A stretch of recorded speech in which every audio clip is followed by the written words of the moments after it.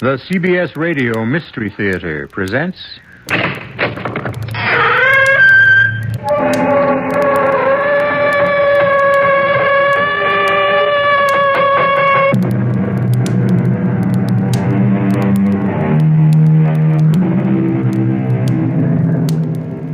Come in. Welcome. I'm E.G. Marshall. It's only human, I expect, to envy the wealthy, the successful, the newsworthy. Yes, all these advantages are something to be a little jealous of, but only up to a point. Beyond that, a host of problems, very different from ours, and far more disturbing and deadly, haunt the fabulously rich, the superstar, the headline maker. Could you imagine, for example, this happening to you, or your sister, or your daughter? Go ahead in, Bill. After you, Senator. Have a look at this package. I found it waiting with the mail when I got home. Italy. Postmarked Naples. You want me to open the box? You're younger and tougher than I am. I don't think it'll make you throw up. Good. A finger. With a ring on it. Jake's ring. Jake's finger. We can check the print, but I know it's his. But this came from Naples. Your daughter Lynn's supposed to be in Rome. Why would... You think Jake is dead? I don't know. I don't even know if Lynn is still alive.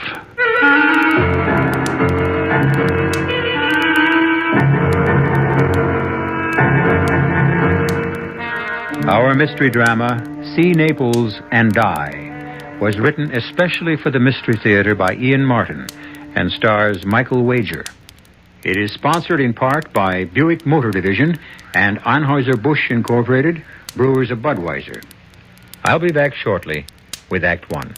When you buy a mid-sized car, you expect certain things from it, mainly a reasonable combination of comfort and economy. Well, friend, Buick has a mid-size to meet your expectations. The 1975 Century Regal. It's a joy to look at, a joy to ride in, and Buick's new V6 engine makes it a joy to drive, especially past gas stations. Buick Century Regal, dedicated to the free spirit in just about everyone. Hi, this is Pearl Bailey. Today I'm not going to try and entertain you. Instead, I'm going to put before you the distressing story of the needy children of the world. They need your help. The bright side is that you can give them all of this by working with Save the Children Federation. Together you can forge a better world, one in which children can have hope instead of despair. To find out how, you write today to Save the Children Federation, Box 120, Grand Central Station, New York, New York, 10017. Please help these children. How many things can your family do together? Go to a movie? Go to a circus? Go on a picnic? Go on a vacation? Face it, in today's America, family fun is hard to come by. And with busy schedules, just getting the family together is not an easy thing to do. How would you like to have a little family fun every week? How would you like to learn together? How would you like to grow together? And how would you like to help your son get an edge on growing up? Cub Scouting is helping families like yours be a family. It's your helped ours. Today's Cub Scout program is just as much for families as it is for boys. So when your son wants to join a Cub Scout pack, remember to take along the whole family. That's what Cub Scouting is all about. For the Cub Scout pack nearest you, call the Boy Scouts of America. They're in the white pages of your phone book.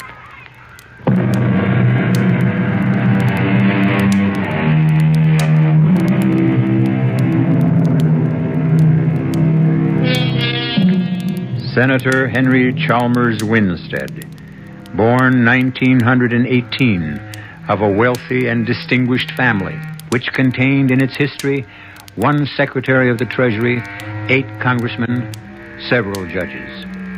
Senator Winstead, chairman of the Senate Judiciary Committee, and certainly his party's nominee to run for the next president of the United States.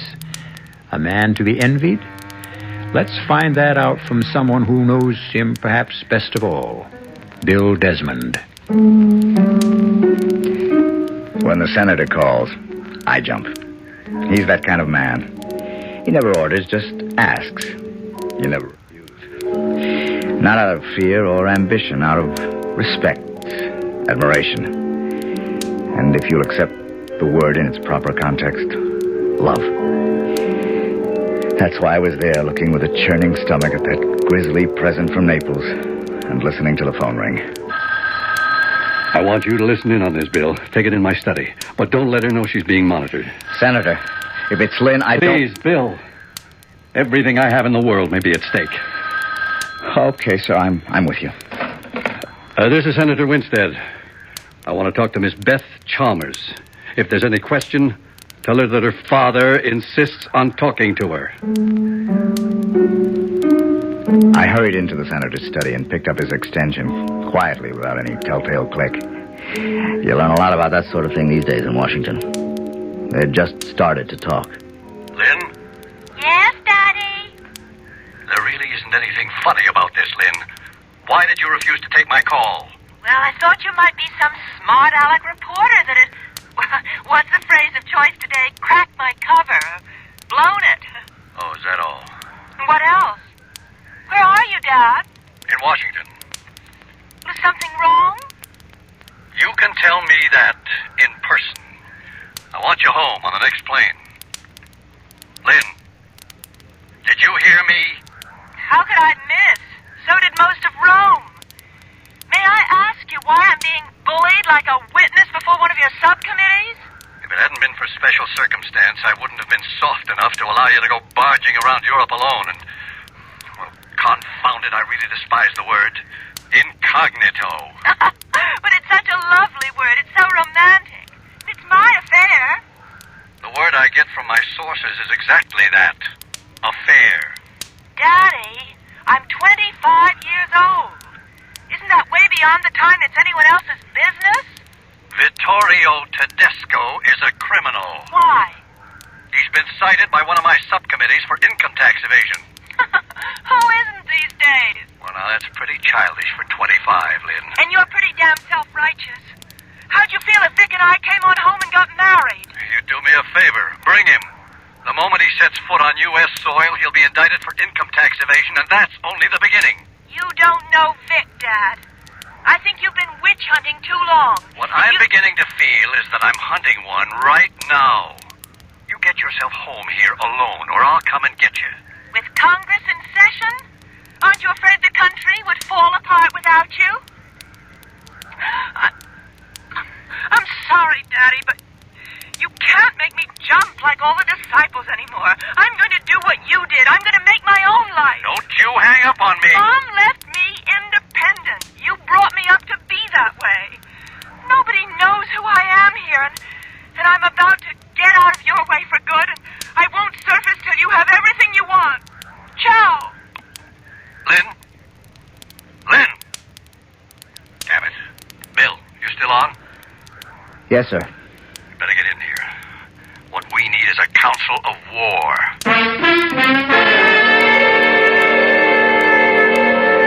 Why didn't you tell her? What about Jake? She had no idea I sent Jake off to keep an eye on her. Well, we're not going to sit here and do nothing. Of course not. There's more to that box than that obscenity I showed you. Here, read this. I find your daughter irresistible. Also, fortunately, she feels the same way about me. Since I feel I'm a little old for her, I hope we never have to use that lever. Why don't you let me go right over now and take care of that dirty... That's what I want, Bill. But I couldn't be the one to suggest it. Maybe we'd be better off just hollering copper. Finish the note. What evidence, what proof do we have? Well, the note came with the finger, didn't it? Oh, no. Completely separately. Read. I think you might want to reach me after you read this. Any evening between 12 and 1 a.m. Washington time, I will try to reach you at Rose's hideaway. The phone is safe. Marriage, naturally, is not the only option. Unless we can make a bargain. I hope Jake put his finger on that. No signature. And typed. And no doubt who it's from. Vittorio Tedesco. Yes. What's his price? Quash the income tax indictment against him, I suppose. Could you? I can't, in all honesty. Are you even considering this proposition? Jake Muldoon was my sergeant at the invasion of Truk. If it hadn't been for his hand in the way, a Japanese bayonet would have cut my throat. My daughter is all I have left from a family that once had a wife and 2 sons as well. I lost them all to violence. Ellen to cancer, Jim and Grant in 2 wars, Korea and Vietnam. I have no family left but Lynn. And you and Jake. What else can I do? Push the button. Call in everyone, including the Marines. Well, it's a consideration. Except they already have Jake. But not Lynn. You heard the phone call, Bill. I can't stop Lynn from marrying that gangster if she wants to. Oh, it would raise such a smell your whole candidacy would go out the window. I can't quash the indictment against him, nor would I even try. Except for Lynn. Oh, Lord. What am I going to do, Bill? Stall. What good can that do? Give me time to fly to Italy. 48 hours. Oh, risk my last friend. I don't know. Bring it all out in the open is the right way for me. No. Not till you take that phone call. The witching hour. Well, let's head for the witch at Rose's hideaway and check out just what Tedesco really expects to get. Senator Winstead, in spite of his prominence and enormous know-how, is a babe in arms when it comes to the dirty work. That's my department. I was halfway to being a lawyer when my folks tangled with a truck. There was only enough insurance to bury them, and I had a kid sister and brother to bring up, so I became a cop. 8 years later, my kid sister and brother were independent, and under the police program, I got my lawyer's degree. While I was getting it, I met Lynn Winstead and her father. It was a case of love at first sight all the way around. What we all should have had was second sight, to see where it was leading us. Don't be shy, fellas. Just waltz on in. This is a friendly inferno. And just super hell for kicks. The door on the left's my office. Just head for there.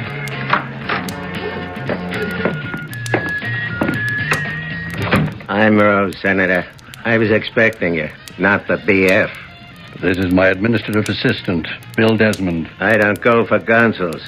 Except on your side. No rods in here. I have a license for it, Rosebud. Well, don't let my name at a club fool you, Mac. I wanted to, I could take it away from you. No need. We're only here for a phone call. The Senator, not you. Bill is in on all of this. I brought him in. I don't know, but... Hold it. Just remember, this is my territory. No funny moves. Like otherwise, the morning paper gets a tip. Senator Winstead was frequenting a gay bar. You'll forget it, Bill. Yeah. No, that's fine. Put it through. Then switch it on my office phone. A certain party looking to reach you, Senator. Now, the next time this phone rings, he'll be on the line from overseas. You want to tell your bully boy here to join me at the bar for a drink so as you can have some privacy? Think I'll be safe? As long as you're under Mother Rose's wing. Go with him, Bill. I'll take the call. But I want Bill if I need him. You hear that? Yes, sir. We'll handle him with TLC. Tender loving care, sir. It's the nurse's credo. It had better be the way you're handled. Hello? A call from Naples? It's your call, Senator. Come on, Desmond.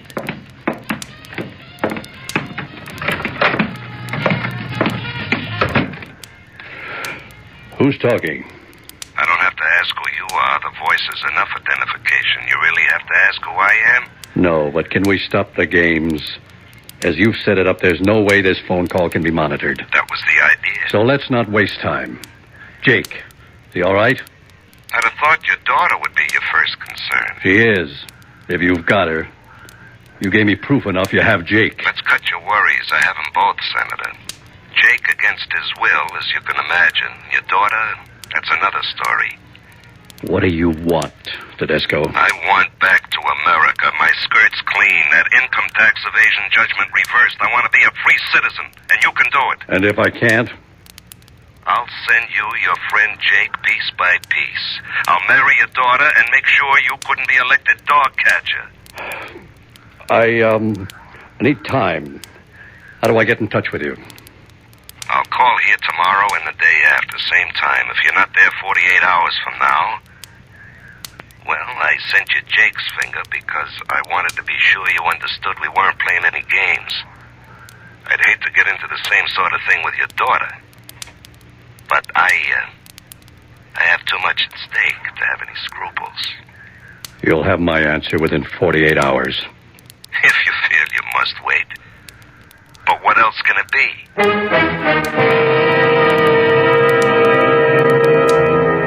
This wouldn't or couldn't happen to you or me. Ordinary people are not called upon to make extraordinary decisions normally. But how will Senator Henry Chalmers Winstead react? Which of his lives, public or private, is the more important? We'll return shortly with Act Two. Hi. Hi, I'm in nuclear research. Nuclear research? Uh-huh. Hey, wow. I took you for a salami. I beg your pardon? A salami salesman, I thought for sure. Nuclear research. Yeah. And so young. Doesn't that take years and years of college? Not necessarily. Well, today you can have a college grad's career with only a year or two of technical education. Look, it's all here in this free book, 25 Technical Careers in 2 years or less. It tells you how you can get into programming, chemistry, architecture, community service work, forestry. Forestry? That would be great for this friend of mine. He loves to play in the woods. Play in the woods? Where do you get this free book, 25 Technical Careers? Just write Careers, Washington, D.C., 20202. Careers, Washington, D.C., 20202? Yeah, send for it. It tells you how you can have a college grad's career without 4 years of college. A public service message of this station and the Advertising Council.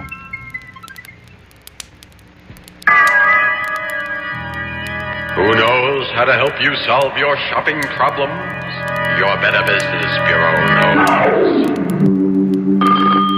Sam Spud, private investigator. Oh, Sam, I'm so glad you called. You sound rattled, Angel. I'm frantic, Sam. I went to buy the carpet for the office, and I got so confused. There are too many kinds. I didn't know what to ask or what to buy. I'll help you, young lady. Mercy, who are you? I'm the man from the Better Business Bureau. Now, when you're choosing carpet, make sure you pick a long-wearing one that'll go with your walls, draperies, and upholstery. Beware of so-called fantastic bargains. And don't buy a carpet that isn't labeled as to fiber content. Oh, Sam, now I know what to look for and ask before I buy a carpet. You floor me, Angel. Just another helpful tip from your Better Business Bureau.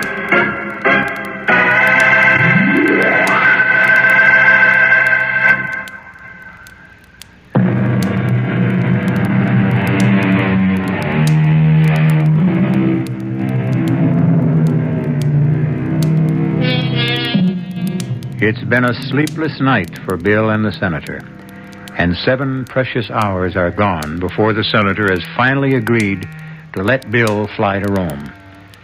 It's a slim chance because Lynn has already checked out of her hotel with no forwarding address. Now, waiting at the airport to catch the first plane out, Bill is joined unexpectedly at the airport. What are you doing here, Senator? I threw a little weight around last night and dug up the number Tedesco called from. Naples. Spezia 54368. Got it. I should be going myself. Oh, sure. They'd spot you for sure, and some smart reporter would have a headline like, "Daughters torch lights fire under Senator Winstead by fiddling around in Rome." You can't afford to lose a nomination with publicity like that. I can't afford to lose a daughter. You're not going to. And neither am I. I just discovered I'm still carrying my torch. I must really love her when I can even think of forgiving her for falling for a crook like that. Don't underestimate him. He's a very charming man. He's a crook. I talk about his manners, you his morals. The only thing we ever could get him on was tax fraud. Why didn't we grab him in time? A lot of mistakes, Bill. Why didn't you grab Lynn when you could have? Huh. No guts. My daughter scared you? Enough. But not all the way. You. Me? You're a large legend to live up to, Senator. Anyone in your family lives in a glass cage, which isn't much protection. How do you expect to locate Lynn? I'm heading for that Spezia telephone number in Naples. I got some channels of my own. Watch your step, Bill. He fights dirty. So do I. I came from the same slums. The flight was a milk run, but Rome was strictly a washout. So I took the Rapido for Naples. The Spezia phone number turned out to be a waterfront joint called Zia Maddalena. Bingo. Right off the bat. Lynn was sitting at a table with Vic. I was headed for them when about 220 pounds of muscle and a tuxedo got in my way. Buonasera, signore. E benvenuta a Zia Maddalena. I am Guillermo. The signor wishes to sit at the bar. The signor wishes to join Mr. Tedesco. You're a friend of his? No, the ladies. Ah, but the evening is warm. Tonio, take his coat. Don't try to move, amico. Just a little, what you call it, precaution. A frisk. Old American custom. Guillermo. You can call me Willie. Let him go, Tonio. He's clean now. The all-American type. Thanks for making me feel at home. I can find my own way, thanks.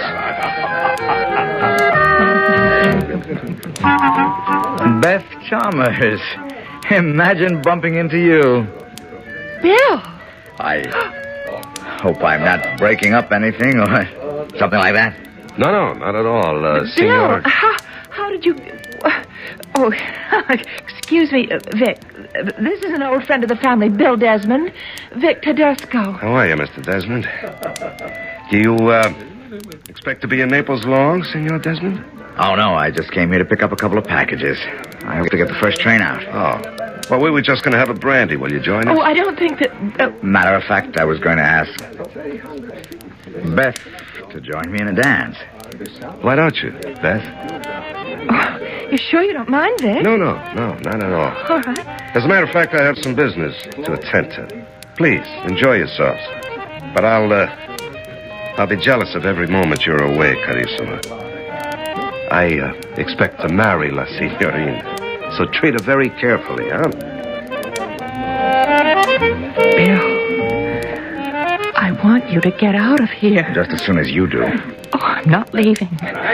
So be a good little bird dog and stick your tail between your legs and run back to Dad and tell him it's no good. I agree. The whole thing stinks. I don't want to talk about it. Then why are you dancing with me? I was afraid you'd tell Vic who I really am. He knows, knucklehead. He knows. No, he doesn't. He thinks... Where are you taking me? The terrace. Out! I'm not going. That's what you think. Bill, you hurt me just now. What do you think you're doing to your father? Dad? He can take care of himself. He's above us all in an ivory tower. And don't talk to me about his career. For 25 years, that's all I've ever lived. My father's life, never my own. I've had to fight off charlatans, lounge lizards, fortune hunters, and social climbers. And as for any real man, the very thought of trying to live up to my father has turned them off. You ought to know that. Well, it didn't turn Vic off, because he doesn't know who I am. I'm just the girl he loves. Can't you understand that? For once, I know I'm loved for myself alone. Oh, Lynn, what do you use for a brain? He doesn't love you. He just wants to use you. How? To blackmail your father. Oh, he'll be ridiculous. He doesn't know who my father is. And Vic doesn't need money. He's got all the money. It isn't the money he wants. Then what? He needs your father's influence. To press the evidence against him on an income tax indictment. What are you trying to do to me, Bill? I'm just trying to get it through your fat head that if... I thought you were dancing. Enjoying the view? Not particularly. Not what I'm looking at, anyway. Now, that's not very polite. Apparently, Mr. Desmond doesn't care for me. I suppose he's been trying to tell you what a monster I am. Oh, it doesn't matter what he's been saying, because I don't believe him. You might as well know that once I gave Mr. Desmond the gate, and he seems to be suffering from a bad case of sour grapes. Oh, well, Beth, I'm sorry. Don't let him spoil our evening, huh? It's already spoiled. I'd like to go back to my hotel, please. I'll go along with you and see that you get packed. I think you have a train to catch, Mr. Desmond. Guillermo, prenda la signora Macassino e cuidala con l'altro, eh? Si. Guillermo will take you to the train. Now, just a minute. I brought to your coat and the package you checked. Okay, Willie, don't crowd me. I know when I'm licked. Arrivederci, Beth. The word for us in Italian or any other language is goodbye. Come on, Vic. Oh, don't you worry. I won't let you out of my sight again. In Italian, she meant addio, Mr. Desmond. I always wanted a trench coat like this here. Yeah. Good all-purpose coat and real handy for covering a gun, huh? Which is covering you, so let's just play it cool, huh? And why not, Willie? My girl just stood me up. You and me can go steady now. A clown. That's me, Willie. Always good for a laugh. So, which way to the warehouse? You speak Italian, huh? I know a magazzino ain't no train. Down the steps to the end of the terrace. And just take it easy. I wouldn't want a cold turkey. I like the view better from up on the terrace. Yeah, real pretty town. I was born in Naples. You like the place? My most favorite. What is it they say? See Naples and die. Like I said, a clown. Now, just slide in easy, under the wheel, and back into the corner. Okay. Now, cross your hands and put them up there above the dashboard. Oh, that's a good boy. And now, you move one finger, and I put a bullet in your gut. Is that what you did with Jake Muldoon? No. With him, we just removed the finger. That's a hot one, ain't it? Funny, Willie. Real funny. I guess the real clown is you.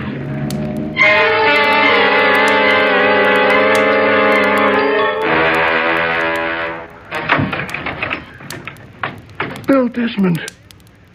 Well, glory be to God, ain't you the sight for sore eyes? Jake Muldoon. Okay, Jake, you got company. Why don't the two of you have a party? See you for breakfast in the morning. What are you doing here? We got your message, Jake. How's the hand? Oh, I can get along without the finger. I won't be able to wear the ring anymore. It was Sheila's class graduation. God rest her soul. Don't worry. The senator has the ring. What about Lynn? Oh, I'm so ashamed of myself the way I was taken. Right now, I'm more ashamed of Lynn the way she's let herself be taken. Have you seen her? I have. Maybe I shook her up a little. How do we get out of this, Jake? Oh, you mean the room? I don't see no way. We're 4 floors up, and there's only that skylight I can't reach, and the angle is so steep, you'd never be able to climb to the roof. This window. You see the crossbars outside? I can see something else. What? There's a pole for the power lines not so far off. If I could get out the skylight, I might be able to jump to it. Yeah, it has foot braces all the way down. We'll try it. We'll need this table. Me on top, and you on top of me. I may have a bad hand, but I still have a good pair of shoulders. But I'm not going to leave you behind, Jake. Since I lost my Sheila 2 years ago, there's only been the senator, you, and his little girl. I'm expendable, Bill. Like we used to say in the forces. Well, this isn't the army, Jake. At least they had a kind of decency there's none here. And I'm looking to do more than try to rescue Lynn from her own pig-headedness. I want to nail that over 6 godfather at the same time. You think I ain't with you on that? Do you know where Lynn is staying here in Naples? Well, sure. Digging that out was what got me nabbed. Okay. Now, if I can just get out of here, I think maybe I could get us all out of this, including the senator, if Lynn will cooperate. She always walked in your footsteps and worshipped the dust blew out of them. Not for some time. Sure. She was only waiting to be asked back. And when you didn't, what would she do but tempt you a little, get your dander up? Well, maybe you're right. Get up on the table, Jake. Here, I'll help. Brace yourself against the wall. All right, I am. Can you close your good hand over the other wrist? Okay, give me a lift up. I'm going up on your shoulders. All right. Hang on. All right. Let's see. You got it open? Yeah. I can get up on the frame and jump for the pole. How are you getting me up there? I'm not. Huh? You couldn't make the jump, not with that hand. Anyway, I've got to come back tonight and be here in the morning. If my scheme works. Give me the hotel address and the room number. It's a long jump. Suppose you don't make it. To coin an old Air Force joke, you'll just have to repeat slowly over me, Our Father who art in heaven. The classic escape. Will the hero's desperate leap bring him safety, or will he smash to death on the cobblestones 40 feet below? Except that isn't the real question in this story. What has to be saved is the career of a senator who aspires to the highest honor his country can offer. I'll return shortly with Act 3.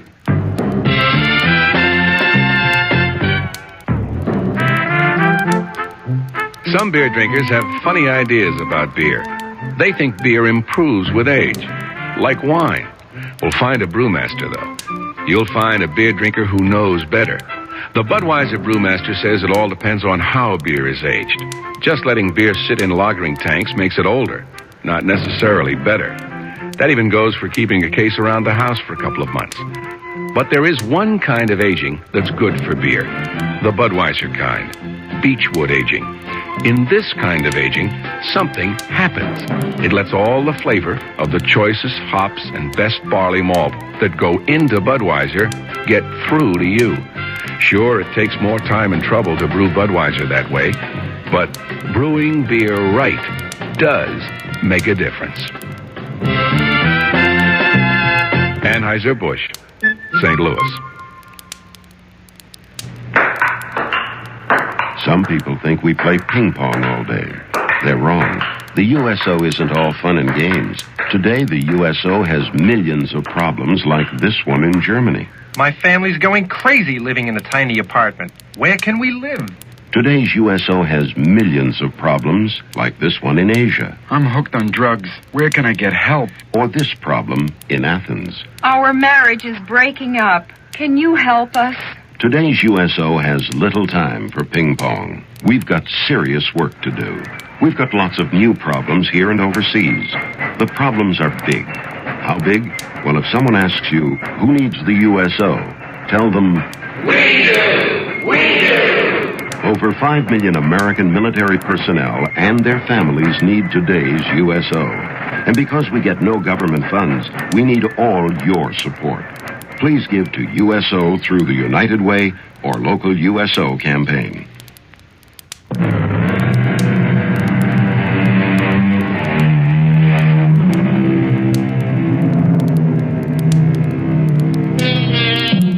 It's the old analogy of the snowball or the dominoes, the chain reaction. A man with no integrity uses a lever to force a man of integrity to give in to his demands. When he doesn't, the man with no scruples goes further and further to win what he wants. While Bill Desmond is risking his life to save the senator's future, Lynn, the girl he loves, is finding out what risk her headstrong selfishness has put her in. Vic, if you really love me, let's pack up right now. Let's go home and get married. Hey, subito, pigeon.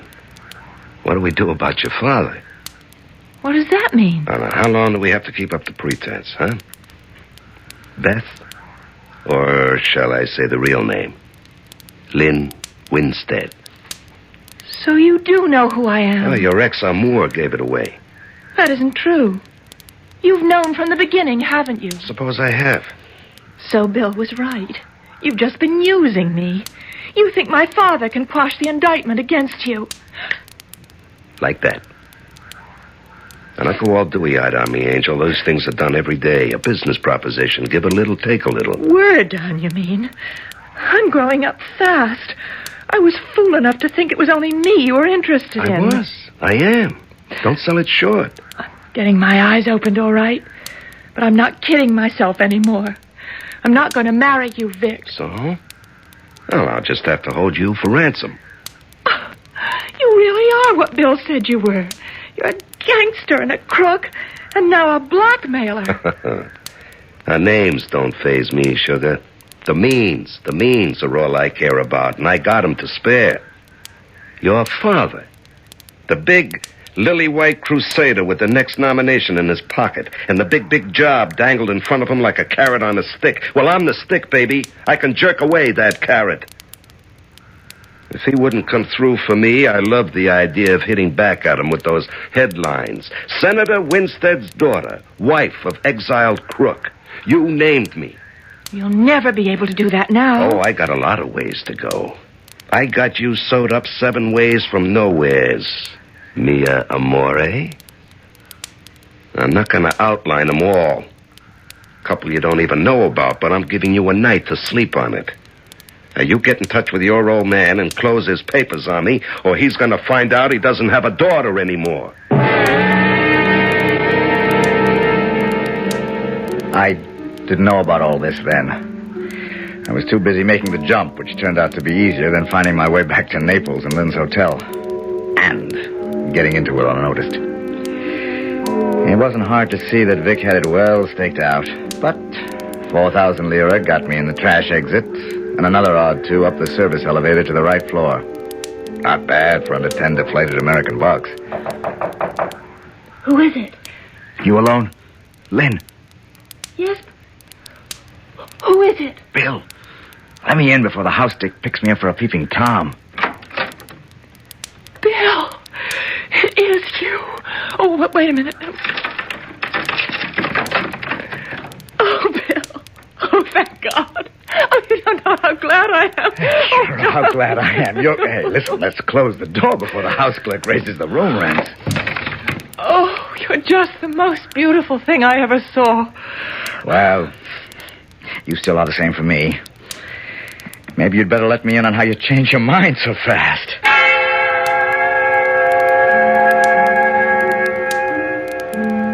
I won't go into the next 15 minutes or hour or whatever it was, except that it brought us both up to date on a lot of things. Nothing new for you on my side, and nothing that really matters from Lynn until a real whopper.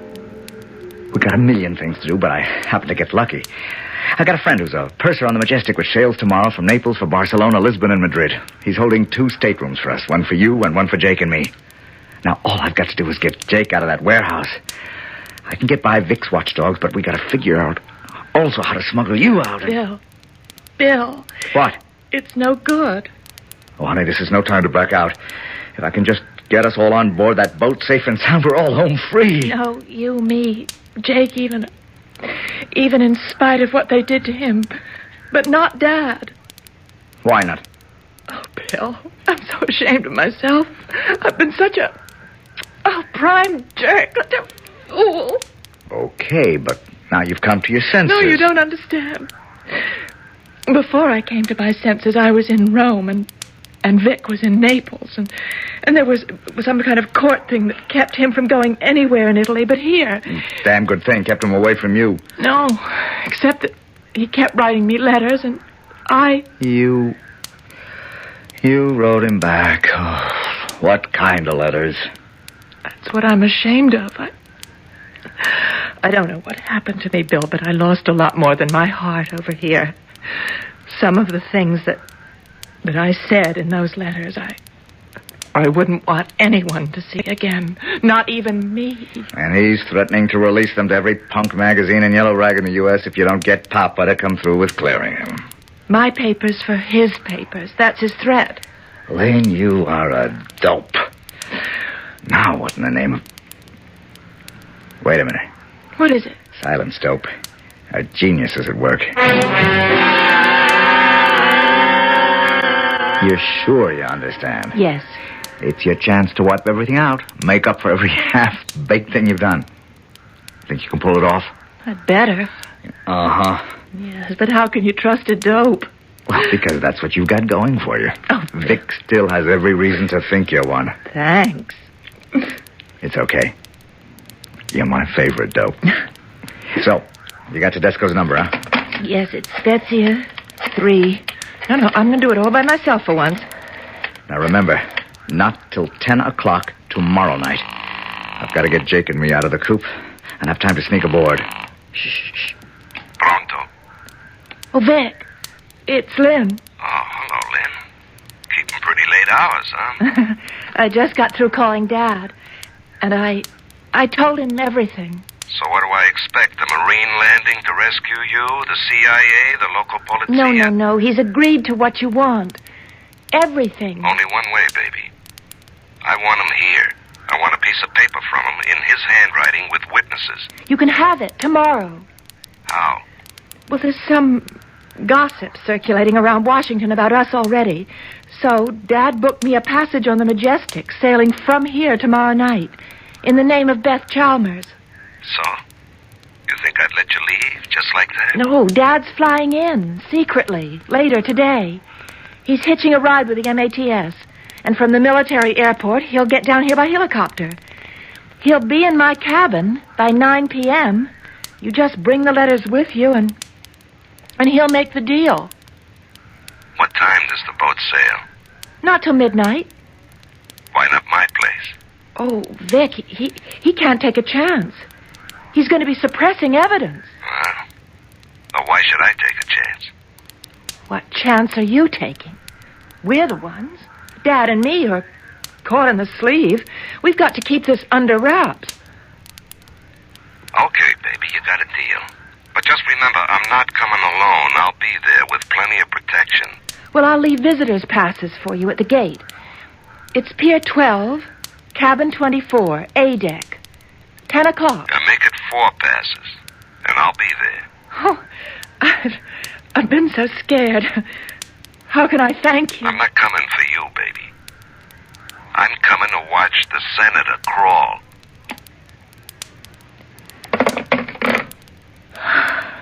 He's coming. You brought it off. With 3 of his gunmen. We'll take care of them. And you. Oh, I don't know, Bill. I feel somehow so dirty. Well, it's a dirty league, and this linen couldn't be washed in public. Now, I gotta get back to jail before they know I'm on the loose. See you on the boat. Oh, by the way, you have an extra pair of pantyhose you could lend me?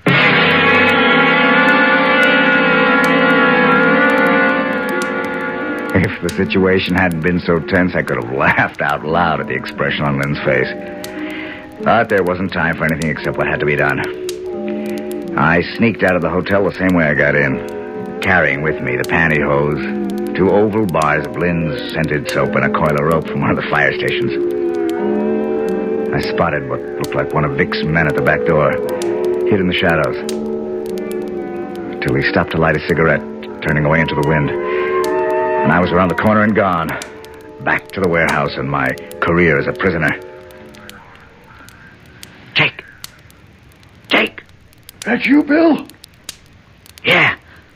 Look out. There's a rope coming through the skylight. Okay. Got it.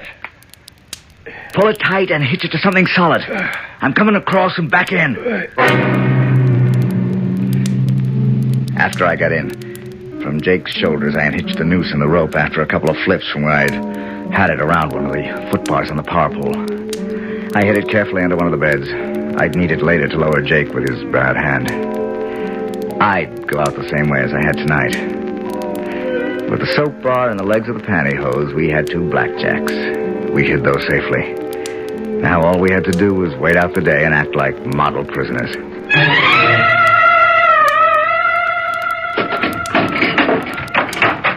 Well, when you look at the two dukes sleeping like they was babes. Hey, wake up, you bums. Oh, buongiorno, Guillermo. Okay, cut out the humor. I brought you both some grub. And this here's Tonio. He and a friend will bring you your dinner around 6. Then, guess what? There's a file in the cake you baked. Like I said, a clown. This time, you ain't beating your gums. Out of the goodness of the boss's heart, you'll all be on your own tomorrow morning. Well, in case I shouldn't see you again, ciao. Come on, Tony. You may not see me, Willie, but you'll hear from me.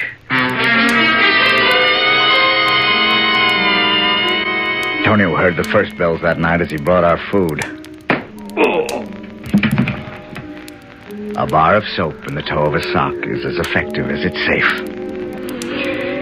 It worked equally well on the two uglies Vic left behind in the dock. Jake told me later. By that time, I was already in Lynn's cabin, waiting behind the door.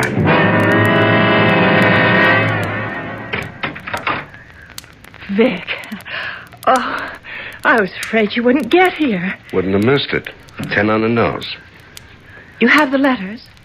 Right here. Oh, good. Then come on in. Meet my father.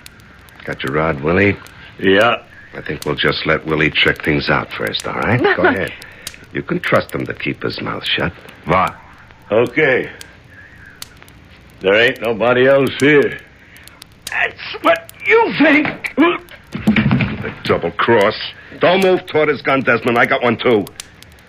I'd like to ram it right down your lying little throat, sweetheart. All right, now the three of us are just going to stroll out real casually. And this time, no surprises. Oh. Jake! Hi, Miss Winstead. Long time no see. I don't think I hit Willie quite hard enough, Jake. Would you like to do the honors? With pleasure. Didn't I tell you, you ugly spalpeen, you'd be hearing from me again?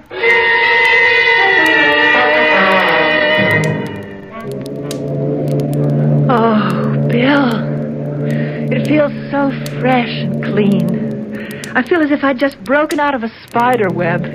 Nothing like a sea breeze to blow away all kinds of cobwebs. I wonder how Vic and Willie are enjoying the voyage. Are they actually under arrest? That was the whole plan. Beyond the 3-mile limit, this ship becomes American soil. The grand jury issued the warrant yesterday, and technically the captain can execute that warrant now. And what about Willie? Well, he's a stowaway. And he's got a record a mile long. By the time we get home, they'll be rearrested, convicted, and clapped in jail where they belong. Let's forget about them. But how could you ever forgive me? Or forget? Well, we made up the story that your father was going to be here when he wasn't. Let's say the letters and all the rest never happened either. I don't deserve to get out of trouble so easily. Who said you did, lady? You don't know the trouble you're headed for.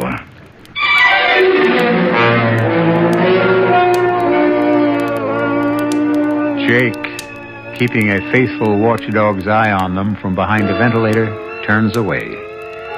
A nice-looking couple, he's thinking. Won't the senator be pleased? And what the hell, he says to himself, it was worth it all to have a finger in the pie. I'll be back shortly. There is a fresh new spirit sweeping the land. A free spirit that demands good products. Products that satisfy your sense of good taste and desire for economy. But above all, products that perform. Buick has been touched by this spirit. And this year, our crisply designed, solidly built Buicks will bring joy even to the most demanding of free spirits. The 1975 Buicks, dedicated to the free spirit in just about everyone. A variety of assistance is available to the blind. Rehabilitation and library services can be had in every part of the nation. Cash payments for the needy and training in skills and techniques. You can help.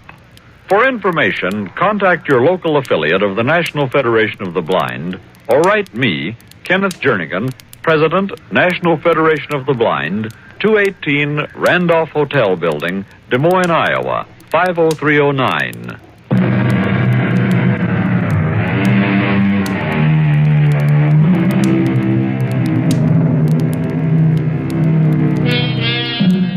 By the time Lynn and Bill had gone below for a nightcap, Jake had circled around and taken their place at the rail. Putting one arm along it, he could almost feel the wraith of his own Sheila, warm and loving, nestling in it. The Lord taketh away, but the Lord giveth. Lynn and Bill were his children, and the senator was his, well, why not his father? Wasn't that the name they gave the first president? Our cast included Michael Wager, Marion Seldes, Larry Haynes, Dan Acco, and Ken Harvey. The entire production was under the direction of Hyman Brown. Now, a preview of our next tale. She was a priestess in the temple of Apollo at Delphi. And she fell in love with me. Hey, Pop, you know the sun's getting hot out here. Maybe you ought to get inside. Anyhow, you swallow a few grains, and you go into a deep trance. And when you come to, or wake up, it's hundreds of years later. Oh, rave on. Now make plans to break out, Augie. Quickly before they come for you. Go get your gold. Sure, get the gold. And then where do I hide? You can hide anywhere. A secluded spot, a cave, a forest, a desert. Yeah, great. And what do I do for chow? I'm trying to explain this, Augie. You don't eat. You don't drink. You don't have any wants. You have no needs. You're oblivious to cold, to heat, to rain, to snow. And in several hundred years, you come alive again. Radio Mystery Theater was sponsored in part by Anheuser-Busch Incorporated, Brewers of Budweiser, and Buick Motor Division. This is E.G. Marshall inviting you to return to our Mystery Theater for another adventure in the macabre. Until next time, pleasant dreams.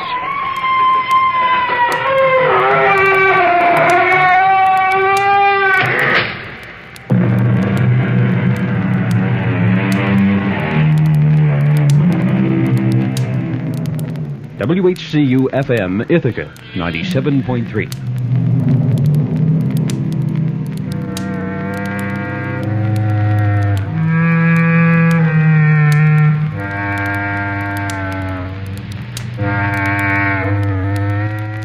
Mildred Barrick has been the leader of the 60-member Lansing unit of senior citizens for the past 5 years.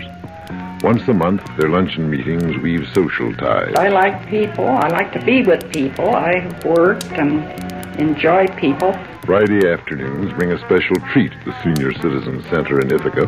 Mildred Barrick gets a chance to pursue a pastime she had liked since she was a girl. I'm not much of a round dancer, but I like the square dance. There are 11 units of senior citizens in Tompkins County. Total membership reaches 2,400, and there are many activities to enjoy. Well, I'm quite a clubber. I belong to quite a few organizations. In fact, this week I've had meetings, day meetings and 4 or 5 night meetings. And I am alone, so I like to get out and be with people. The Senior Citizens Council and Center fill a void in many lives. The United Way campaigners want to keep it that way. CBS News. After remaining silent on the matter for years, Nelson Rockefeller has admitted that as New York governor, he was aware of a $100,000 payment to the state Republican committee by concessionaires seeking a racetrack license. I'm Jim Kilpatrick reporting on the CBS Radio Network. Answering questions submitted by CBS News, Rockefeller said he ordered then New York State Republican Committee Chairman Judson Morehouse to return the money. Rockefeller denies there was any wrongdoing involved. The $100,000 was returned on orders from Rockefeller, but the contributors were allowed to keep the racetrack license, and the entire incident remained secret for 6 years. Rockefeller had refused publicly to confirm or deny knowledge of the $100,000 until just recently. Former New York State Republican Committee Chairman Judson Morehouse pleaded the Fifth Amendment when questioned about the payment by a New York grand jury. Morehouse was convicted in an unrelated case and pardoned by Rockefeller in 1970. One matter under study by congressional investigators is a $100,000 loan by Rockefeller to Morehouse 1 year after the racetrack incident. Rockefeller strongly denies any connection between the loan and the $100,000 contribution he ordered returned. A detailed report on Nelson Rockefeller's income taxes today was given to congressional committees considering his vice presidential nomination. The report was prepared by the IRS and the Congressional Joint Committee on Internal Revenue Taxation. More after this.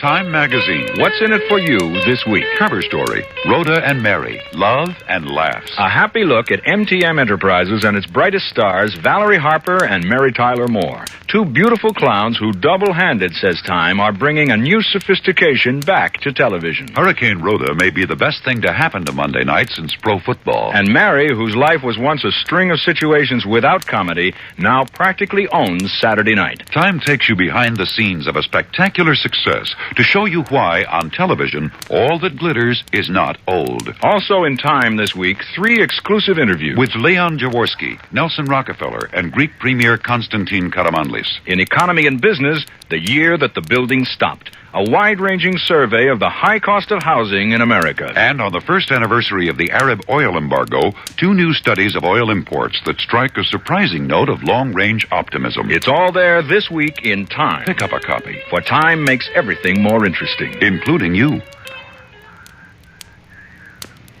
President Ford has come under strong criticism for his remarks in Oklahoma City yesterday in which he said heavy Democratic gains next month in congressional elections would threaten bipartisan foreign policy and that world peace would be in jeopardy. Criticism came from both Republicans and Democrats. Connecticut Republican Senator Lowell Weicker put it this way. Let me make this clear insofar as this Republican is concerned. Everybody down there that I've talked to, they might have differing views, but gosh knows they want peace in this world, and I don't think that's a valid issue at all. I think we have a lot we can campaign on, but that type of statement has a familiar ring to me, and I don't like the ring. Republican Senator Lowell Weicker of Connecticut. Democratic Senator Hubert Humphrey called the president's remarks an unfair and regrettable attack on the Democratic Party. I recall that in 1970, Mr. Nixon and Mr. Agnew tried to use the same scare tactics to help elect Republicans to Congress, and the American people then registered their disapproval of this campaign technique when they went to the polls. I think they are going to do the same thing again. Senator Humphrey. White House News Secretary Ron Nessen says Mr. Ford is surprised by the criticism. Nessen said President Ford did not intend to say the Democrats are a party of war. FBI Director Clarence Kelly says today the Bureau of Investigation remains stumped in its search for Patricia Hearst. The newspaper heiress was abducted last February in California. The Boeing Aircraft Company has confirmed that a delegation of Soviet officials are in Seattle to discuss the possible purchase of Boeing 747s, but the company will say little more. Boeing says the talks are consistent with the June Nixon-Brezhnev-Moscow agreements, which call for a continuing orderly expansion of economic and technical cooperation between the two countries. More after this.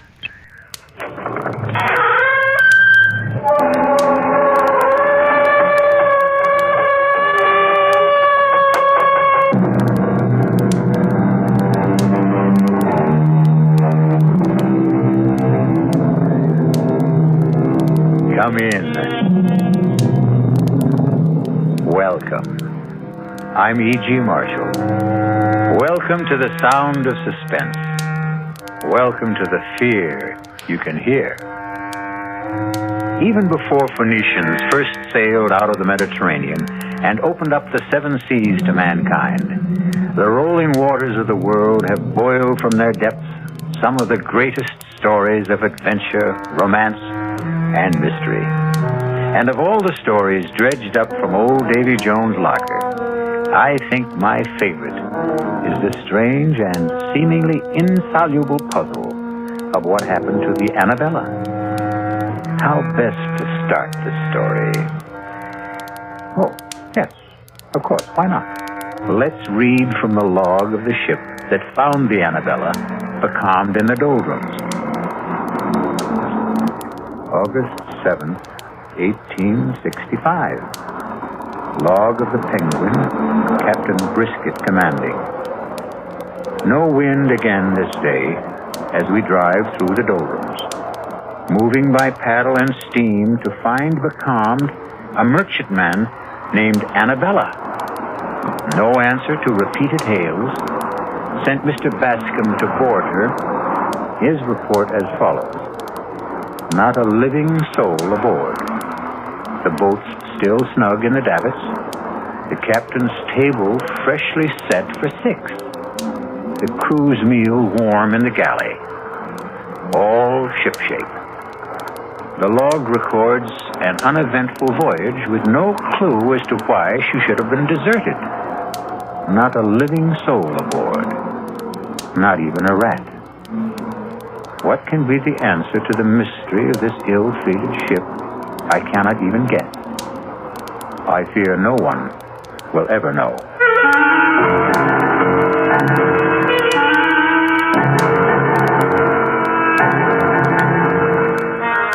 Our mystery drama, Sea Fever, was written especially for the Mystery Theater by Ian Martin and stars George Matthews and Brett Morrison. It is sponsored in part by the Kellogg Company, makers of Kellogg's Special K cereal, and by Anheuser-Busch Incorporated, brewers of Budweiser.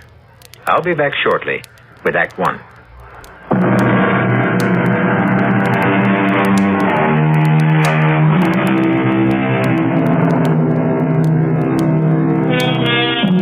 The Annabella set sail from Charlestown Harbor on the 13th day of July, 1865.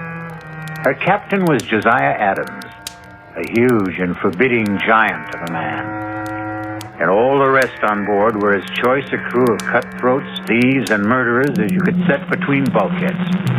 There was one woman aboard and 19 men, including the cook and 2 passengers. And the mood of all of them was ugly. In the forecastle, the boatswain led the grumbling. I tell you, Briggs, I saw them. 6 of them, running down the after hawser like old Nick was after them. 6 of them, Briggs. I don't like it. When the rats leave a ship, it's a nasty sign. No, I don't like much about this ship. 7 men on the crew shanghaied, no cargo aboard, and sailing on the 13th. Still, the pay is good. When we get it. If we get it.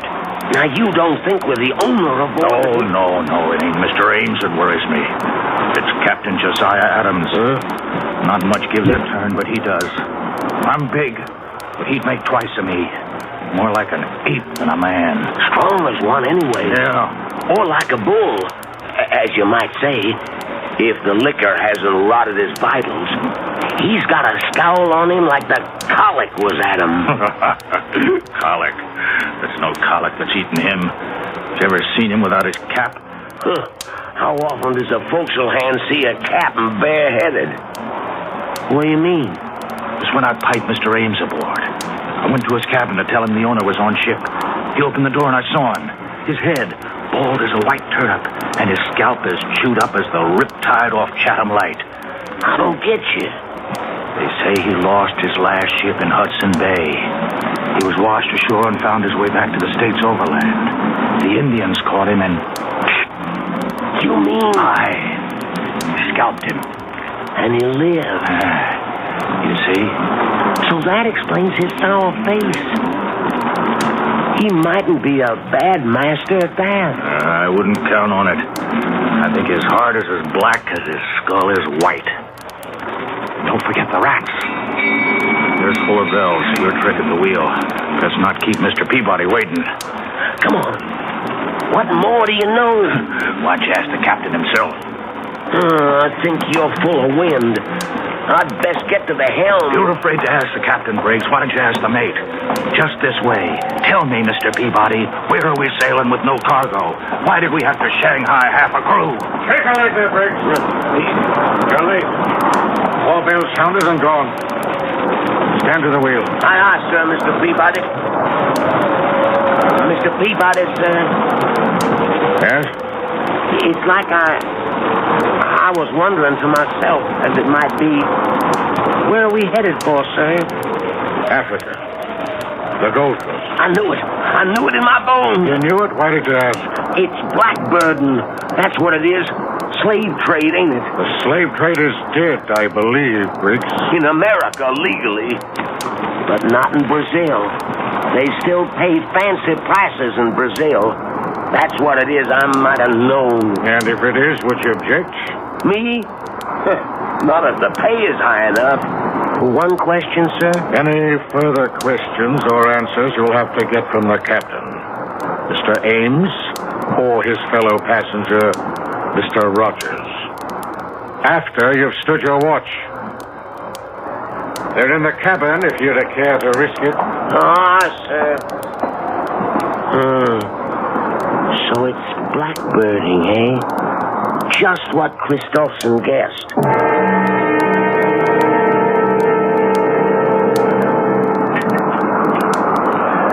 Wine, Rogers?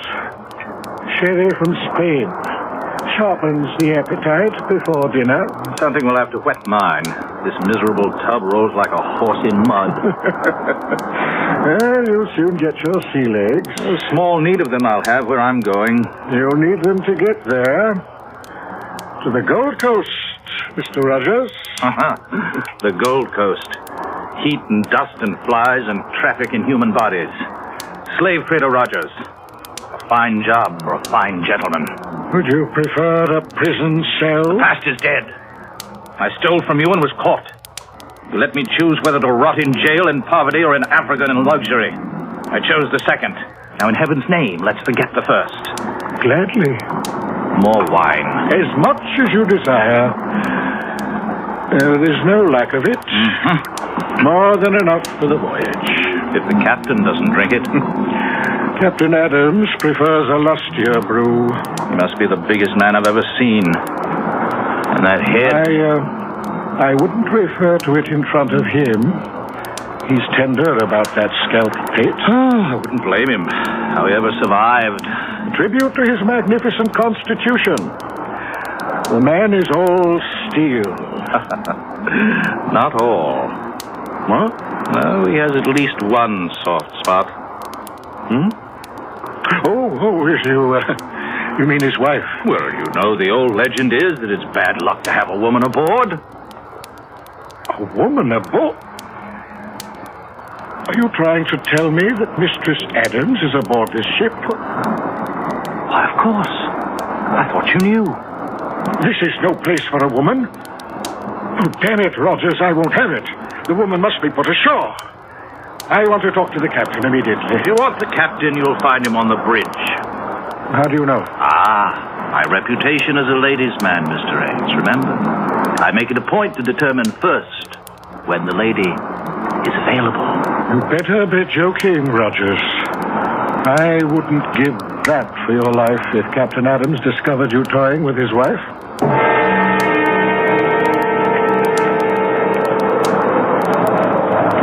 Wind's freshening, Captain. That's God's worry and mine, Seaman, not yours. Hold it to the point. Aye, sir. Captain Adams. What is it, Mr. Ames? A word with you, sir. No. What? You heard me and get off my bridge. No one sets foot behind the wheel except on my orders or invitation. Yes, sir, I take umbrage at your attitude. Take what you will. My only concern when I'm on this bridge is the sailing of this ship. Now, will you take yourself off it? I'll meet you after the watch. 6 bells in the saloon, and you can have your word with me. I'm afraid that's not good enough, Captain. You forget... Good enough or not, it will have to serve. Now, will you go below, or do I have to throw you off bodily?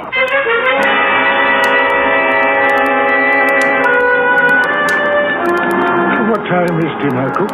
Oh, Captain says 6 bells for you and Mr. Rogers and the mates. He and his lady will eat later. Oh? They don't join us? No, sir. Really? Neither one? No, sir. Curiouser and curiouser. Why is this lady so afraid for us to meet her? I couldn't care less. She won't be with us long enough to trouble about it. Well, still, it's intriguing. Whitey, you've shipped with the captain before. Is it always like this when his wife is aboard? Mistress Annabella has never sailed with the Captain. Till this time. And this time will be a short voyage. Tell me, Whitey, what does the lady look like? Is she fair? Dark? Whitey, you talk too much. This is the last time I warn you. Now hustle those old bones of yours to the galley and tend to your own affairs. You want to know what my wife looks like, Mr. Rogers? Oh, a natural curiosity, surely? Then let me satisfy it. Once and for all, Annabella is as lovely as I am ugly. And we are not to meet the lady? No, we dine alone, tonight and always. One further word to you, Mr. Rogers.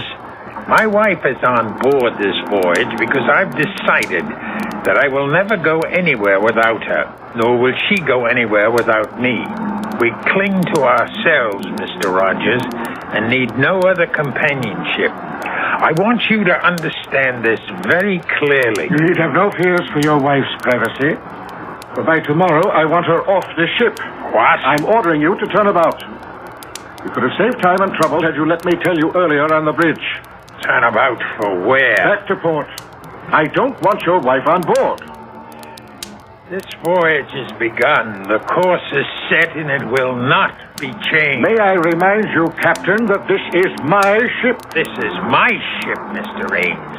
My ship. From port to port. Your ship in the harbor, mine on the sea. My ship. Here I give the orders. Here I expect to be obeyed. In the name of all that's reasonable, man, in view of our business, can't you see this is no place for a woman? There's only one place for Annabella. My wife remains at my side. But on a slave ship. By my side, do you hear? By my side. Now, we'll hear no more of this. For by the living God, owner or not, I'll clap you in irons. So began the voyage of the Annabella. Distrust and fear below and 'tween decks, with bad luck moving in the shrouds like a storm gathering. Her bow cut the water with good speed, but it was towards the wake the crew's eyes turned. For the legend is that Davy Jones swims the wake of any vessel marked for his locker on the bottom of the sea. I'll return shortly with Act 2.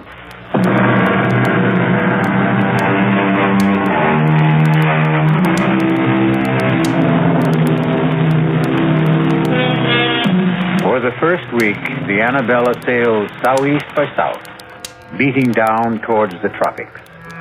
The crew still grumbled, and Rogers strove to drown the irresistible temptation to try and catch a glimpse of the captain's wife by drinking steadily. Two things served to deter him: the captain's wary vigilance and his fear of the sheer brute strength of the man. But once the ship veered due east and the mounting seas demanded more and more of the captain's time on deck, Roger's courage and desire began to grow.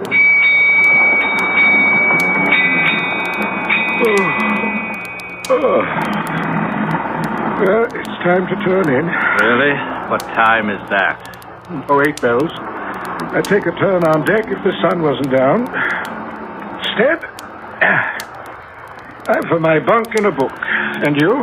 Oh, the only book I care to open is the closed one that lies astern of us. If you're wise, you'll steer clear of both the captain and his wife. And that Spanish sherry, it's stronger than it seems. Good night, Rogers. Good night, Mr. Ames. Oh, good evening, Captain. Off for the bridge. It's making up some dirty weather out. I won't sleep much this night. Batten down tight, Mr. Ames. We may be taking some seas. Are you now for bed, Rogers? No, Captain. I'm not quite finished the bottle. I'd take it with me to my bunk if I were you.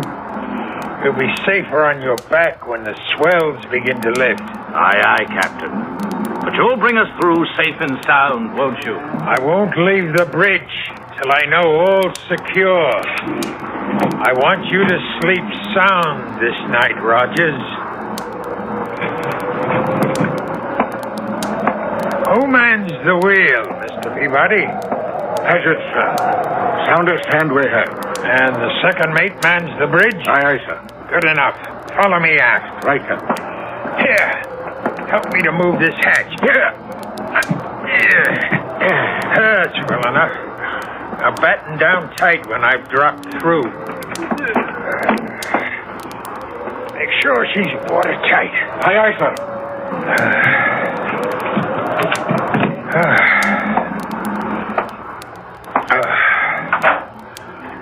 Who's that? Who's there? Oh, Josiah. I thought you were going to the bridge. I intended you to think so, Annabella. Disappointed to find me back so soon? Disappointed? No. But how did you come back? Through the stern hatch. But why? I had my reasons. You're sure you're not disappointed that I returned? No, dear. You don't find it lonely shut in here in the cabin? Well, sometimes. I'd like to go on deck and feel the fresh, salt breeze on my face. And meet the crew or the passengers, perhaps? Perhaps. At least the passengers. The owner of the ship and... Mr. Rogers, isn't it? You know his name. Whose name? Rogers. You said it just now. How did you know his name? But you've mentioned it to me yourself, Josiah. How else would I know? And you love me, don't you? Of course, Josiah. And you'll never leave me? Never. Oh, forgive me, please, my dearest. You mustn't mind my jealousy. That Rogers, I see that look in his eyes. A hunger. A burning hunger for the sight of a woman and the feel of her body beneath his hands. Annabella, you knew his name. If you've been deceiving me... I've never even seen the man. How can you accuse me of ever forgetting I'm your wife? How can... What is it? Someone's coming to the cabin. Who is it? I don't know. Who is it? Josiah, what's in your mind? Whoever it is, I swear... Go in the inner cabin. But you... Do as I say. Very well, Josiah. Mistress Adams, are you alone? Come, I know you are. I saw the captain off to the bridge for the night. Will you allow me to introduce myself? Thomas Rogers, gentleman, at your service. Can I persuade you to share tonight's vigil and join me in a glass of sherry? Oh, how kind of you. The sight of a pretty face. A pretty face, Rogers? Captain Adams. Mine was not the face you expected to see. Oh, you see, I thought you'd gone to the bridge. So you did. Won't you come in? Well, I think... Come in. You wanted to meet my wife, didn't you? Well, yes, I must... But not with me present, right? Believe me, Captain, you do misunderstand. Oh, no, Rogers. The misunderstanding is all yours. Your first sea voyage, you said. You should have said your last. No. In the name of God, wife. Do you hear me? Mine, and no one shall touch her but me. No one will take her from me. No one. Josiah, what happened? I heard it. Oh, you killed him. Should have snapped his neck like a chicken. I wanted him to suffer. But how could he? He was nothing to me. No one shall have you but me. Josiah, aren't you afraid? Afraid? The owner, the crew, everybody on board. When they find They won't find out. No one knows he's here. He'd make very sure of that. His body will go out the stern window and into the sea. Men have fallen overboard on a rough night like this, especially drunken men. No one will know what happened to him except you and me.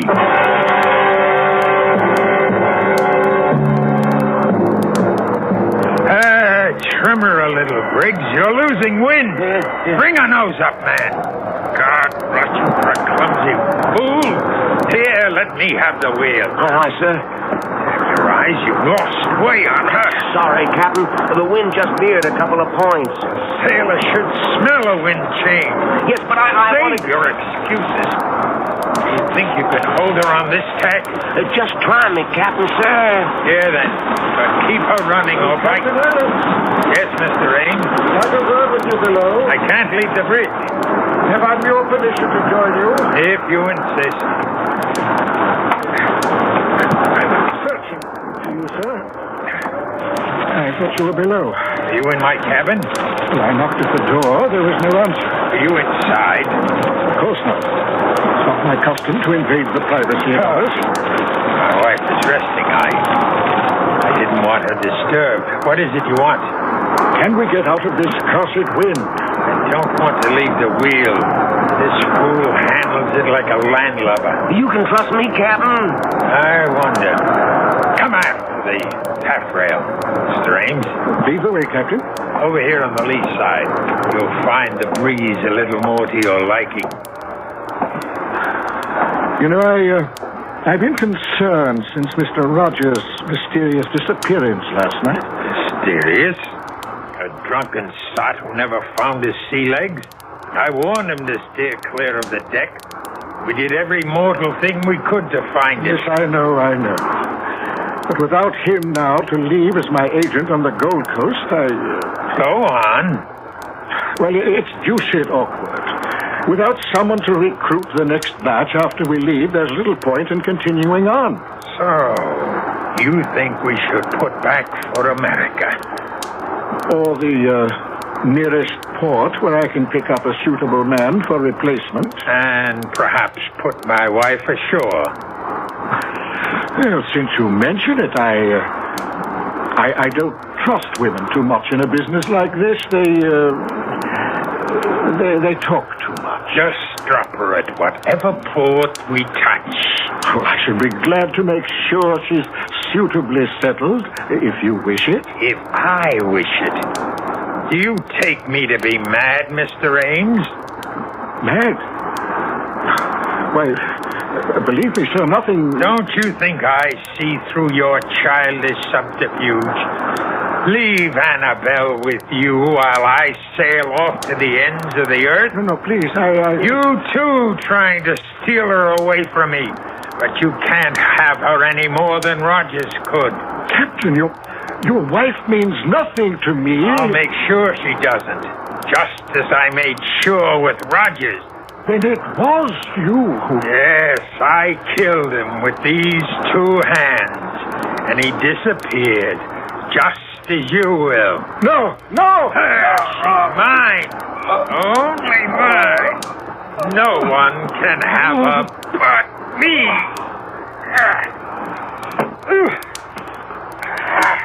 Into the sea, Ames, like Rogers.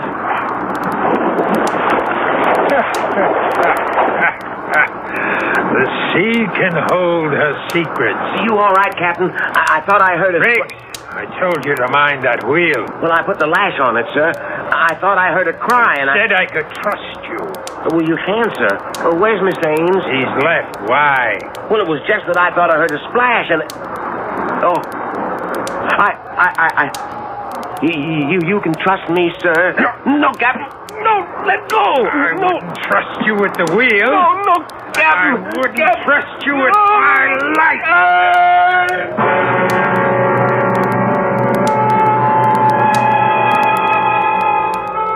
Two more overboard. 19 men the Annabella sailed with, and now there were 17. Evil men, all of them. And Davy Jones swam the wake, waiting for them. For the captain, mad with imagined jealousy, had crossed the line of sanity. His obsession convinced him that he would know no peace till everyone on the Annabella was gone, save himself and his wife. I'll be back shortly with Act 3.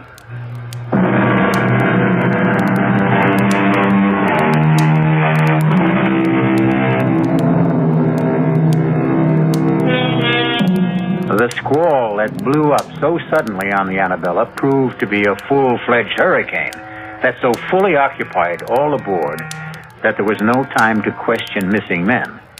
Indeed, 2 other hands were blown out of the rigging or shaken loose before the Annabella found calm waters in the eye of the storm. Now again, discontent grows in the forecastle. The talk of a haunted ship resumes. The word mutiny is on everyone's lips. Mr. Peabody, sir. Oh, dinner so early, Whitey? No, sir, it's mutiny.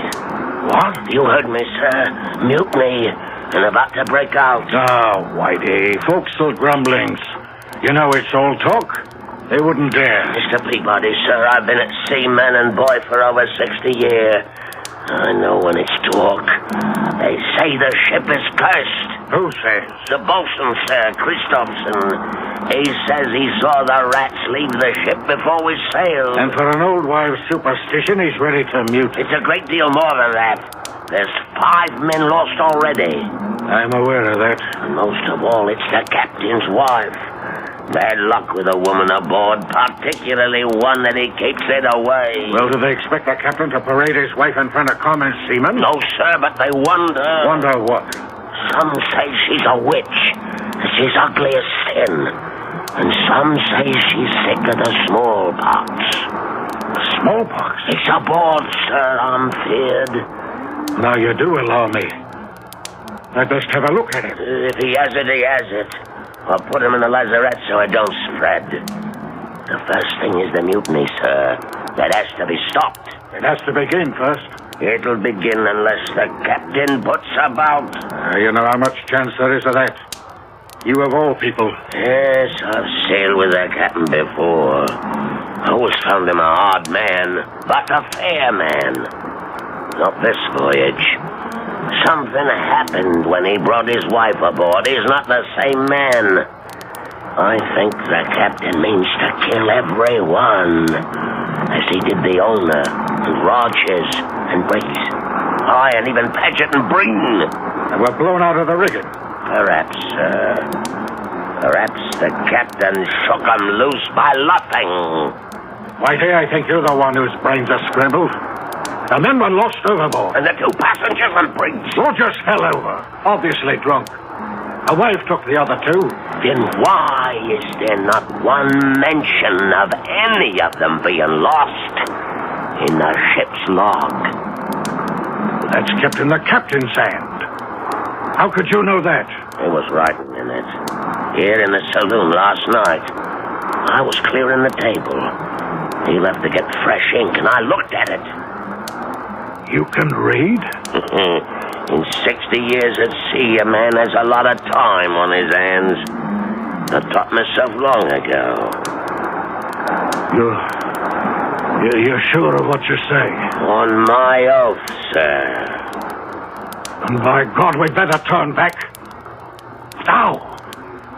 Not risk my neck to the hangman's noose by mutinying. Maybe if you was to speak to the captain's lady, she's the only one to influence him. By damn, you're right, Whitey. Look, go hold off the crew till I see if the lady'll come to our help. Aye, aye, Mr. Peabody.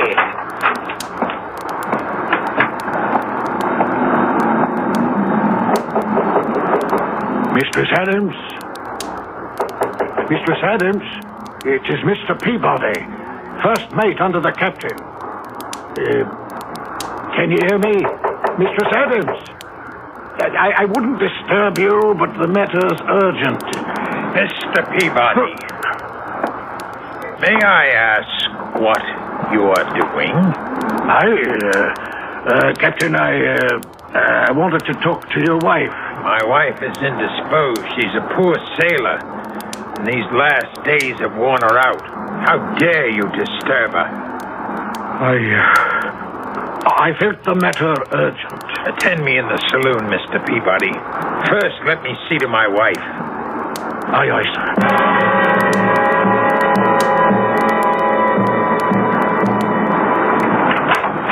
Fortunately for my peace of mind and your welfare, you did not wake Mistress Adams. Now, why did you wish to see her?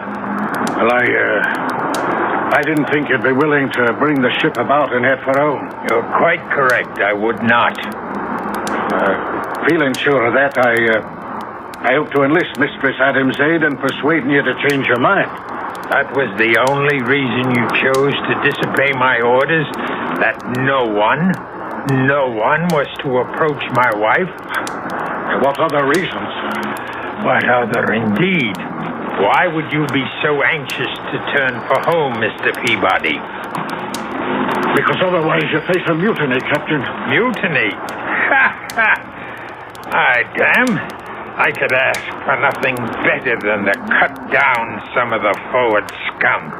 If I didn't wear my pistols at all times, I'd have a knife between my ribs before this. Mutiny, eh? And if they do, where do you stand, Mr. Mate? I'm an officer, sir, but unarmed. We'll remedy that. Fetch the second mate while I break out the arms. Then we'll muster the crew on deck and have this out. Aye, sir. What about the bosun? Christopherson? No. I won't put firearms in his hands. The three of us can stand them off.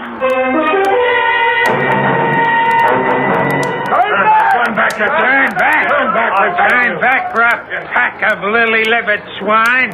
I'll see us on the bottom first. Now hark to what I tell you. This voyage can make us all rich. No owners split now.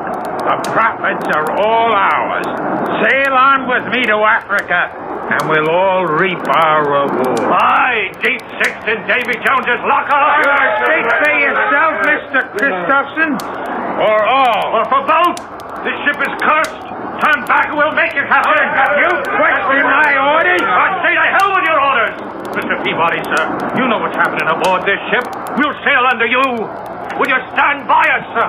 Well, Mr. Peabody, where do you stand? You see where my pistol is aimed, Captain? At me. I suspected something like this when I found you below at my cabin. What would you do now? I'll ask for your pistol, sir. I'm taking over the ship. But I guarantee you safe conduct home. And my wife? Your wife, too, of course. And if I refuse? Don't make me pull this trigger, sir. That's just what I intend to do. Don't come any closer. You fool! Do you think I'd have handed you a loaded gun, knowing what was in your mind? Punishment or mutiny is death. Well, who's next? Who else wants to go on trial? I thought so. We'll smell the wind. The hurricane's coming back. To the rigging, all of you. And reef sail or by heaven... Reef them yourself, old baldhead! We've taken a lot of slaughter from you, you murdering devil! Go back to your cabin and tell your wife... I warned you, Christopherson! Captain Josiah, some are armed. You should never have started this. Never started it. It's just what I want. I want to be rid of you scum. Now I have my chance. Turn back to where I will lose Annabella forever. Never! Never!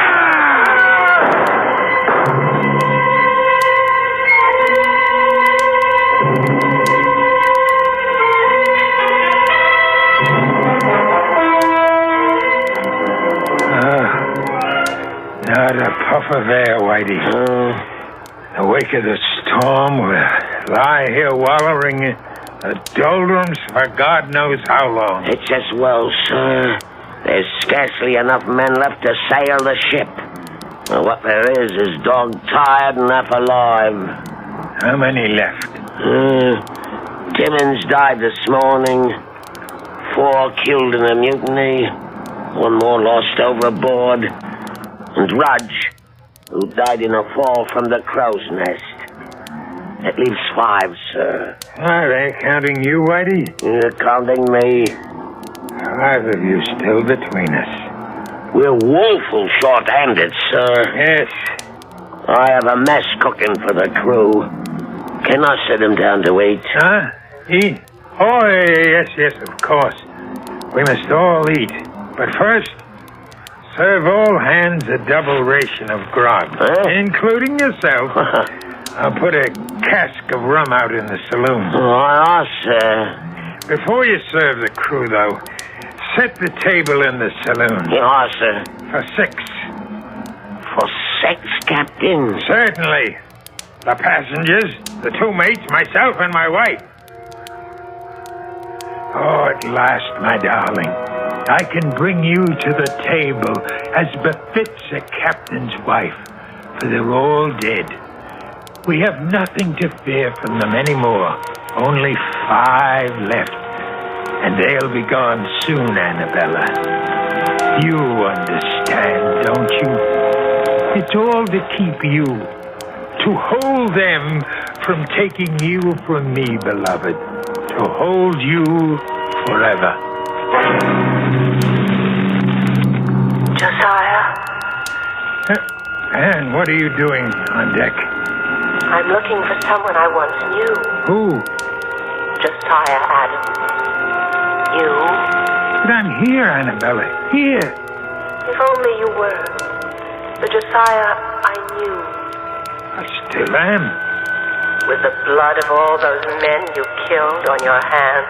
They stood between us. And the ones that were left, whose drinks you poisoned, who are dying now. I had to kill them so we could be together always. Don't you see? That's what's tearing us apart.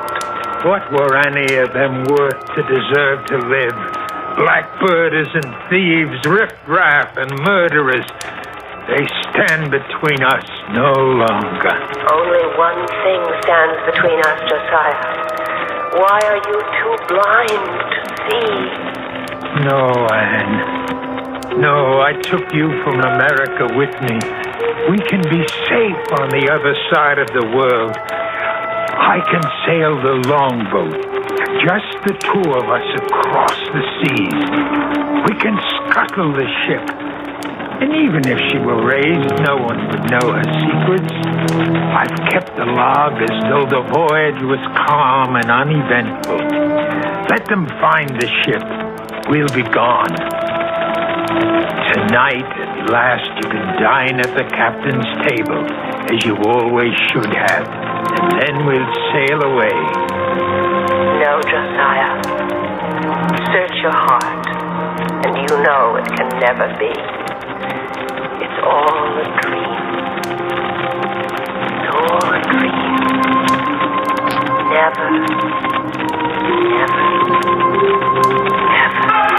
Anna, speak to me. Answer me. Call for her, Captain. Call for her. Whitey. Don't be afraid. I'm still alive, but not for long. I thought you were a ghost. No, only one ghost sailed with this ship. Be quiet. You can't scare me anymore, Captain. I'm dying. But your wife... What about my wife? She's dead, Captain. No! She always has been. Long before we ever sailed. No! Yes. Killed when the Indians got you. Dead for over 2 years. No. It had to be, Captain. It had to be. There's nobody in your cabin. Never has been. Don't you think I didn't know? Didn't I see her die before my eyes?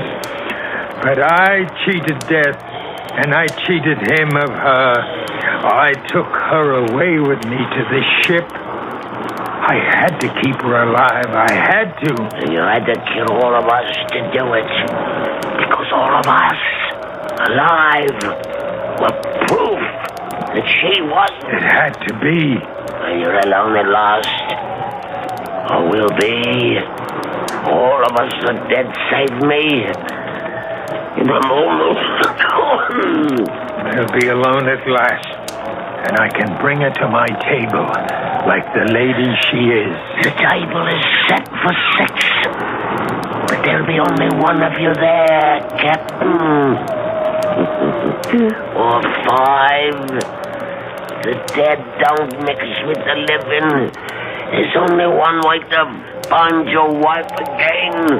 Only one way. The last of them. Annabella, we're free. Annabella, where are you? Anna, come to me. Annabella. Annabella. I know you died long ago in America, but you lived on in my mind, in my heart and in my blood. I thought if I took you with me to the sea, away from the land where I dug your grave, you could still live and breathe for me alone. There's only one way to find you at last. Oh, Annabella, forgive me, love, for all that I've done. I'm coming home to you.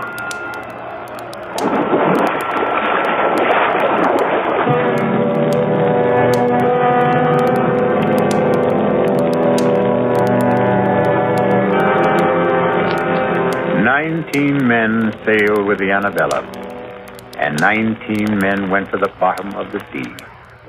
The ship weathered all the storms, but then a ship is a woman, which only goes to prove that on land or sea, the ladies have the better instinct for survival.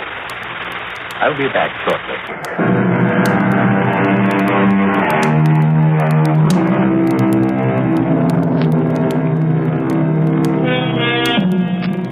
Somewhere in the green depths, I wonder if the captain sits presiding at his table. But if he does, there's at least one empty seat. For Mistress Annabella died on land. She'll never come back to the sea, or him.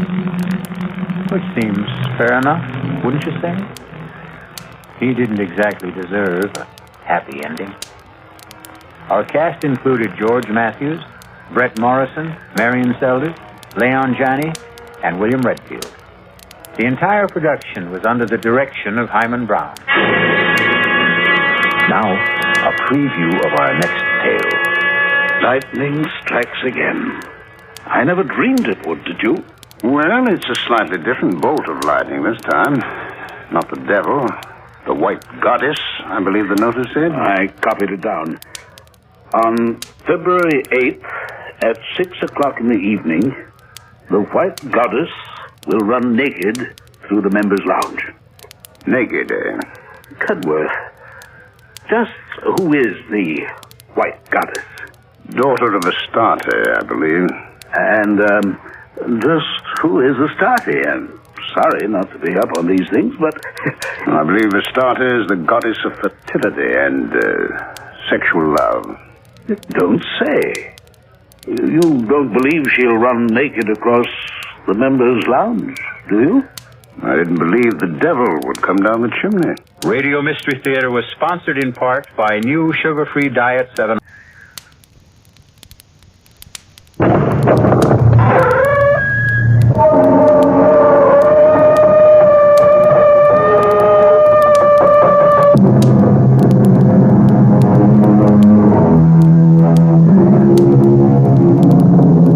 Come in.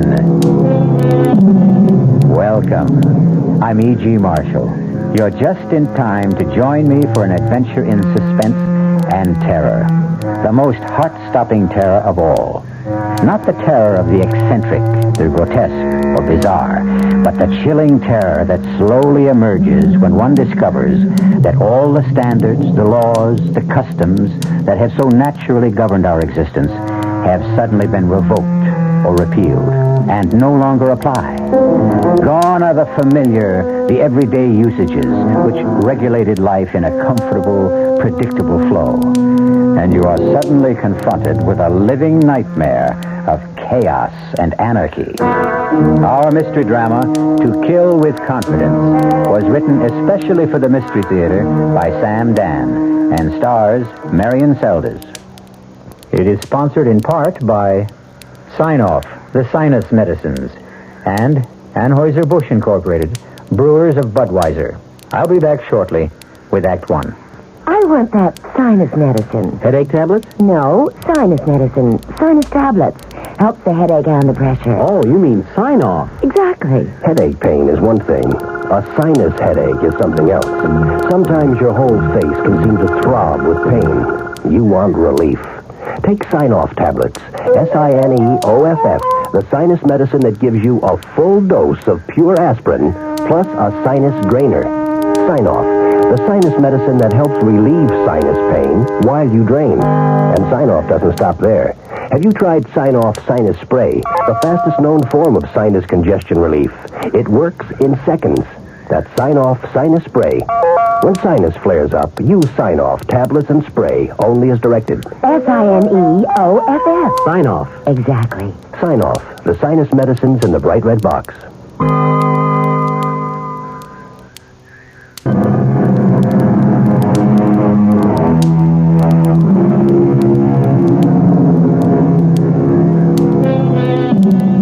There are men who give more solid thought to the choosing of a car than to the selection of a wife.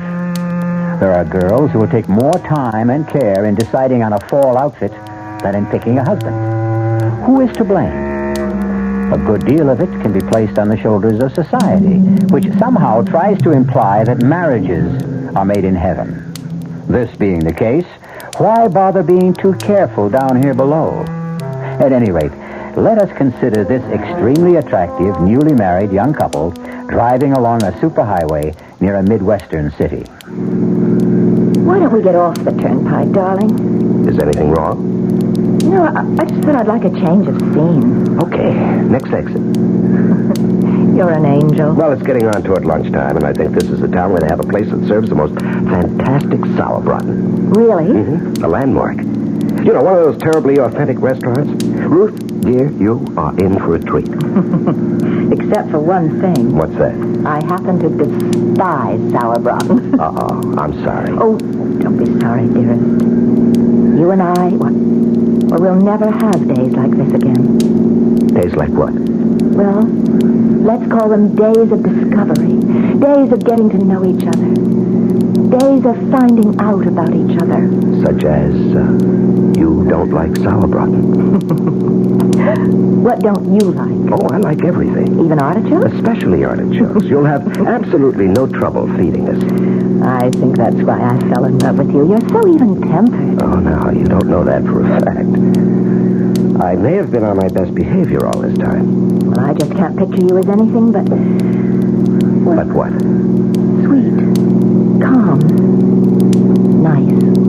Well, I tried to keep my temper. I learned what it can mean to lose it. Oh, what happened?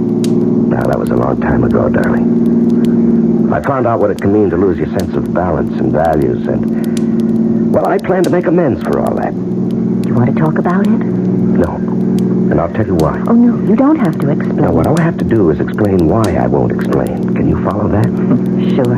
I have to put it all completely out of my mind. I have to go so far as to convince myself that it never even happened. I understand. And I may have one or two deep, dark secrets of my own. Well, keep them. That's what I dreamed about, to start a fresh, brand new, clean slate. Agreed? Agreed. Now, I tell you what let's do. Let's have sauerbraten anyhow. Oh, no. No, you have it. I'll order something simple like hamburger. Oh, no, not in this place. Why? Well, you won't enjoy lunch. The waiters are such frightful snobs if they sense you're not there for the special. Oh, it's that kind of a place. We don't have to have lunch there. We can stay on the turnpike. No. Look, here's the exit. Let's turn off. Well, you did have your heart set on... Uh-oh. What is it? Is something wrong? Well, the car. I think it's that mysterious vibration. Do you hear it? I don't know. Well, that funny noise. Oh, Leo, darling, to me these things sound funny all the time. Is it something serious? I hope not. Well, look, we have 1,000 miles still to go. We'd better have it checked. Yeah, that's a good idea. Oh, but in case it is serious, do we have enough cash? Well, that's no problem, darling. We'll stop off at the first station that honors a transnational credit card. But I thought the card's only good for gasoline. No, all repairs do. Oh, look, just up ahead, there's a big blue transnational sign that says Frank's Quality Service. Let's pull in and have the motor checked.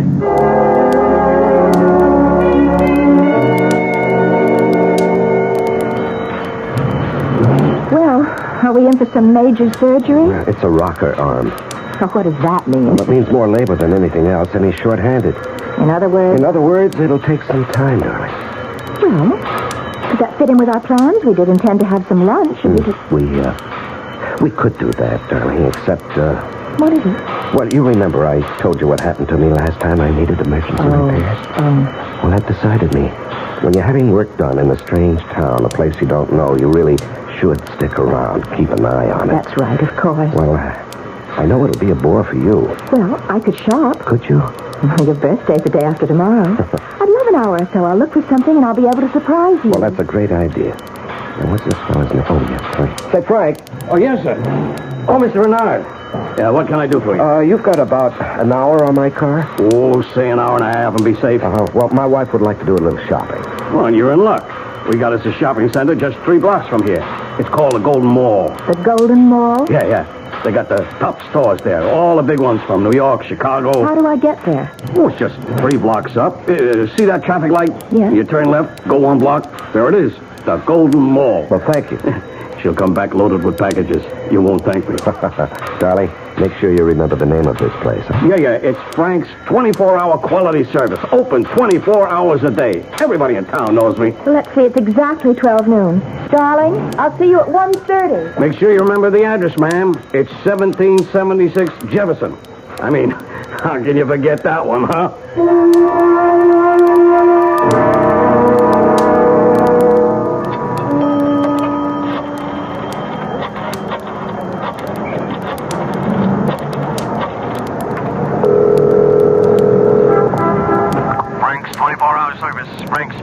Oh, is Mr. Renard there? He should be having his car fixed. Mr. Renard? Yeah. Oh, yeah, sure thing. Oh, hold on, huh? Mr. Renard! Hello? Leo, darling. Oh, for a moment, What is it, darling? Nothing, dear. Nothing at all. Must have been something. Yes. I just couldn't imagine who'd be calling me here. Is everything okay? No. Well, darling, what's wrong? I miss you, that's all. You realize we've been separated for almost 45 minutes? Oh. Do you miss me? Terribly. All right. I just called you up to keep the record clear. Will he be finished on schedule? Looks that way. About another half to 3/4 of an hour. All right, I'll be there 1:30 on the dot. I don't like these long separations. Neither do I. Goodbye, darling. Bye.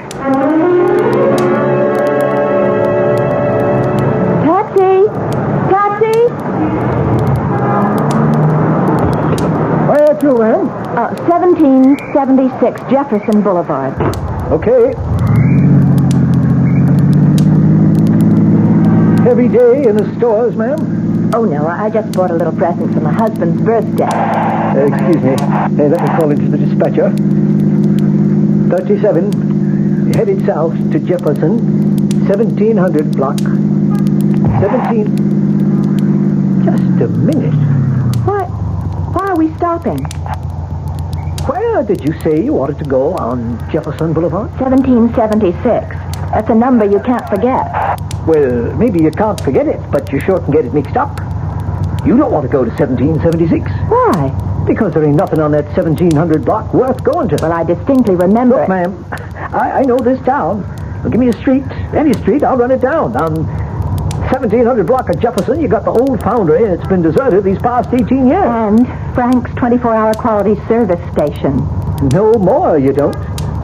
How can you say that? Well, I can say that because Frank's been dead, let's see, it's 3 years now. Well, the sign said... Nobody ever bothered taking the sign down. It's too much trouble. That part of town, you can write it off. Well, I spoke to Frank this morning. No, lady, you didn't speak to Frank. Believe me, nobody's spoken to Frank in 3 years. Well, maybe St. Peter. Although I don't think Frank would have caught up there. My husband is having his car fixed at Frank's right now. Yeah? So would you please take me to 1776 Jefferson Boulevard? But, ma'am... Now, shall I call a policeman or shall I hail another cab?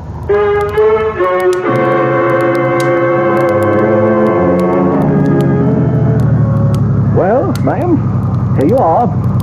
1776 Jefferson. And it says Frank's Quality Service, so I was right. What were you trying to... Look at what else it says on the windows. Those big signs. This property for sale. No. Look, ma'am, the place is empty. It's been empty since Frank died. But it can't be. We were high school pals, Frank and I. Look, I was here just this morning. I was here. I remember going to Frank's wake. We drove in, and those signs weren't up there. There were cars parked and men working in there, and we went to the funeral. He told Leo, my husband, he told Leo that the rocker arm needed fixing. Ma'am, are you sure you want this place?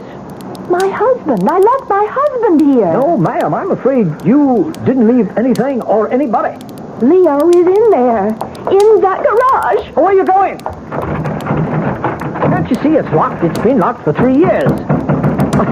There's nobody in there. I'm telling you, there's nobody in there. What happened to my husband? What did they do to my husband? Now, calm down, ma'am. Think. Are you sure this is the same? I'm sure. I know. Don't you try to talk me out of it. I know. I was here exactly 1.5 hours ago. I was here. This place was open. This service station was operating, and there was a man here, Frank. How do you know his name was Frank? Because the name was written on his shirt. Look, ma'am, I don't know what's going on. My husband. I want my husband. Now, what happened to him? Ma'am, try to hold on to yourself. Don't pass out, please. Don't faint on me. I wouldn't know what to do. Here, let me help you back to the cab. Please. Oh, Leo. Leo, what did they do to me? Oh, no. 37. 37. Come in, quit fooling, answer me. This is 37. Get me some cops. Get an ambulance. Get everybody over to 1776 Jefferson on the double, huh?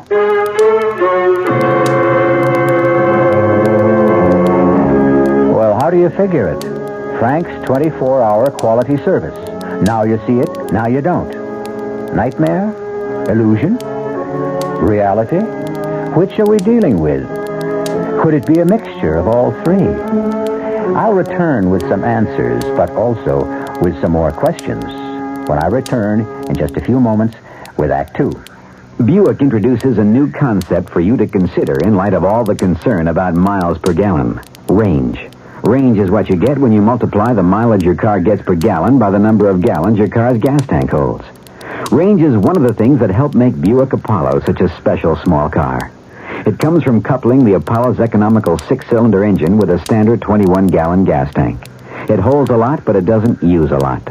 Look into the Apollo. It's the Buick of small cars.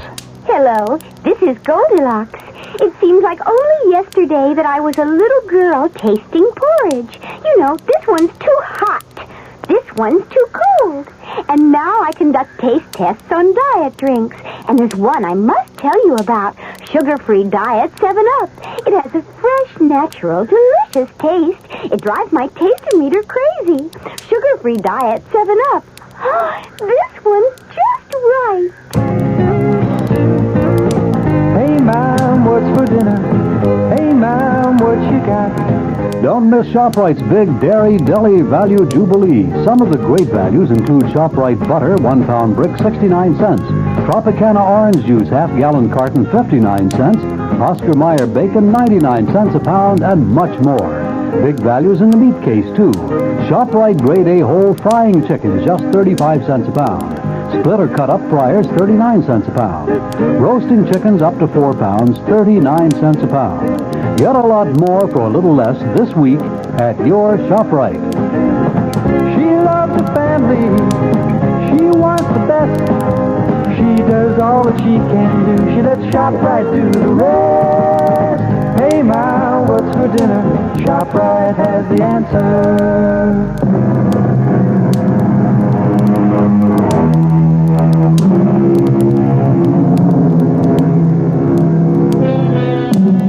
Why don't you do some shopping while I'm having the car checked?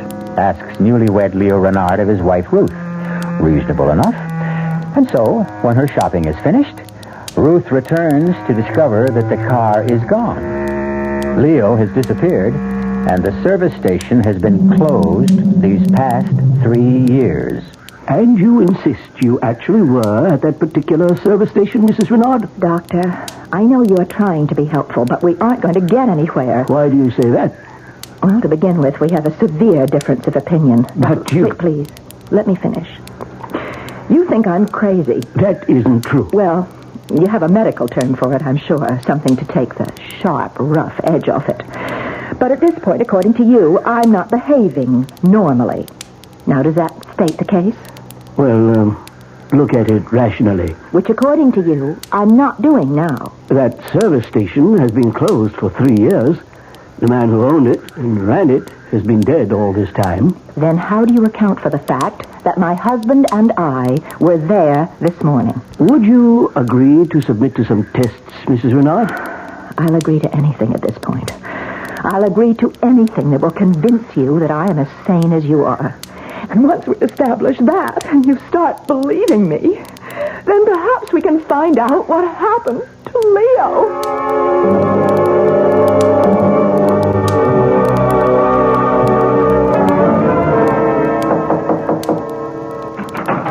Yes? May I come in? Who are you? Lieutenant Powell, City Police. Oh, suppose you can come in? What do you want? I want to help you. Well, you won't help me by telling me I'm crazy. Why would I do that? Because that's all the others can think of. Well, to begin with, you don't look crazy. Well, thanks. Do you have any influence around here? A little. What do you need? What I need is to get out of this hospital. What you need is rest. What I need is my husband. I spoke to the doctors. What did the doctors say to you? You're suffering from shock. I'll buy that. You evidently can't face the fact that your husband has deserted you. No, that's off the mark. All right, tell me about it. Oh, I've already told it to 3 different police officers. Yeah, but I'm the one that counts. How long were you married? 2 weeks. Where? Is all this important? Everything's important. We were married in Reliance City. By whom? Well, what is that? By whom? The Justice of the Peace. His name? His name was Dunley. No, Dunleavy. Well, that's what the sign said. Emmett Dunleavy, J.P. How long did you know your husband? Well, it was one of those love at first sight things. But, of course, you being a cop, you wouldn't believe in that. Oh, but I do. It's the only way. Tell me about him.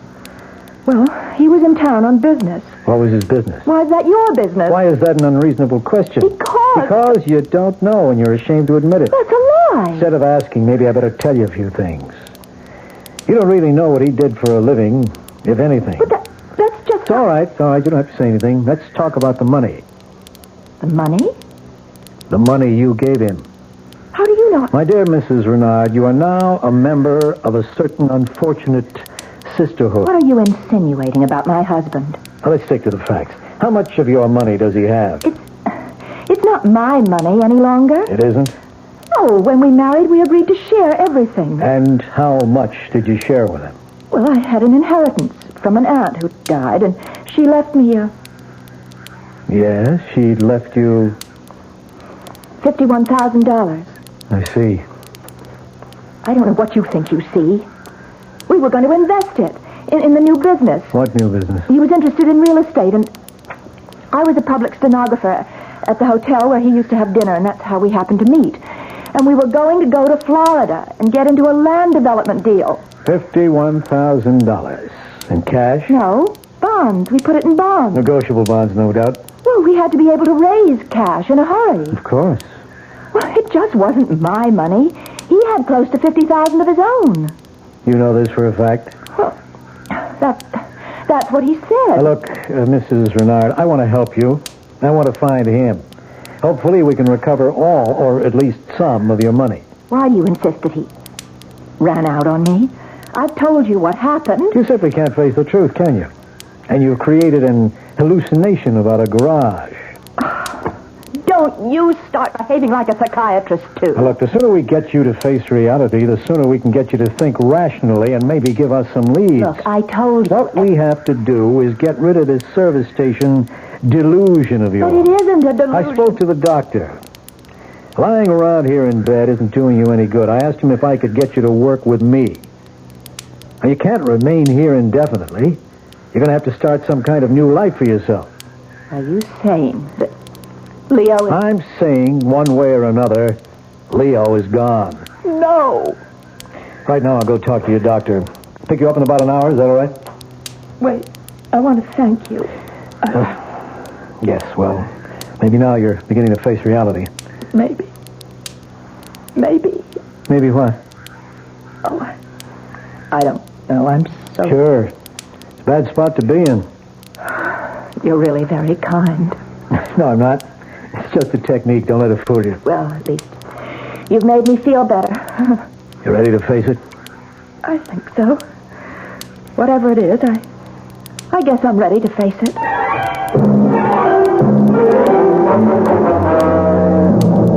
You wanted to see what Mrs. Renard was carrying when she was brought here, Lieutenant? It's important, Doctor. Well, we're about to give her things back, since we're releasing her. Just her clothes. That's not important. Her handbag. And this package. It's from Milady's. Well, that's the most exclusive women's shop this side of New York. I suppose she believed in treating herself right. Why not? It was her money. Anything in the handbag? Oh, the usual odds and ends. Papers? We couldn't find any. Driver's license? Nothing. No credit cards. No identification. Oh, now that doesn't sound right. Well, she said she was going off just briefly to shop, and she didn't want to be loaded down with a big handbag. So she just took her small purse with some money and makeup, left everything else in the car. There is this snapshot. Must be Leo. He'd have to be Leo. You know something? He looks familiar. He looks familiar because you've convinced yourself he's a confidence man. That's right, he has to be. A smooth, experienced operator, too, which means he's been around, which means he may have done time, which means there's a make on him. His photo's been passed around throughout the country, and I would have seen it, and so maybe I'm remembering it subconsciously. All you cops are getting into psychiatry these days. Is that good or bad? Listen, let me borrow this snapshot. I'll have the boys run it down.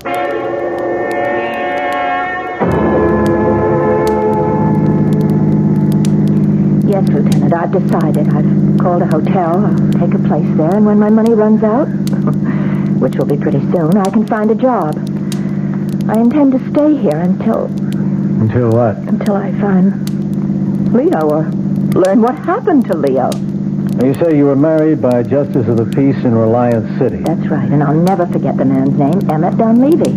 That's what the sign said in front of his house. Who recommended him? I mean, how did you know to go to him? Well, we got our license, and we were driving along, and we saw the sign. Who was driving? Leo. Go on. Well, that was it. We went inside, and we were married. I don't think so.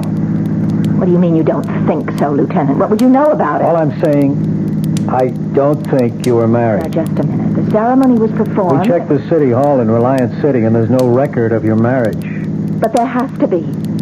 Ruth Olson to Leo Renard. No record of anyone named Renard getting married to anyone at all. What are you trying to do to me? And there's no justice of the peace named Emmett Dunleavy in Reliance City either. But that was his name. The sign distinctly said that his name... Look, I know it's hard to face so many disagreeable facts all at once, but there's no help for it. Oh, I know what you think. You think Leo is a confidence man who was out to swindle me. I'm going by what appear to be the facts in the case. I'm going by experience. Well, I wouldn't fight you except that you love him. Well, love doesn't make you blind. It's just... Well, one fact I simply cannot account for. Yeah? No matter what anyone says, Leo and I stopped at that service station. No matter what anyone says, it was open for business. No matter what anyone says, there was a man named Frank, and he said he'd fix the car in an hour and a half, and that I'd have time to go shopping. Well, here we are. As you can see, closed, deserted, for rent sign on the window. Face it, Ruth, face it. But it was real. So real. Transnational gas pumps, okay? I called their office. They told me. Hasn't been a delivery here in 3 years since they canceled the franchise because the owner, Frank Walker, had died. But it was real. It was real. Now think, Ruth. What did happen? I just don't know. Oh, God, Lieutenant, am I losing my mind?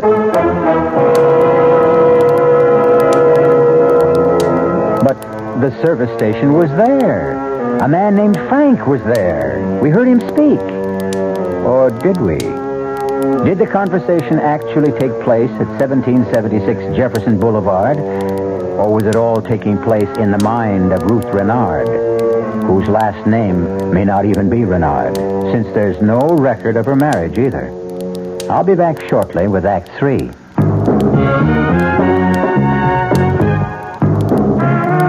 You don't see many people putting salt in their beer nowadays. Not that there's anything wrong with salt on radishes or French fries, but man, not in the king of beers. Truth is, the only thing salt can do for Budweiser is make it salty. An unwise thing to do to the only beer in America that's Beechwood aged. Unsalted Budweiser has become the most popular beer in the world. And that's because in brewing Bud, the Budweiser brewmaster goes all the way for a taste, a smoothness, a drinkability you'll find in no other beer at any price.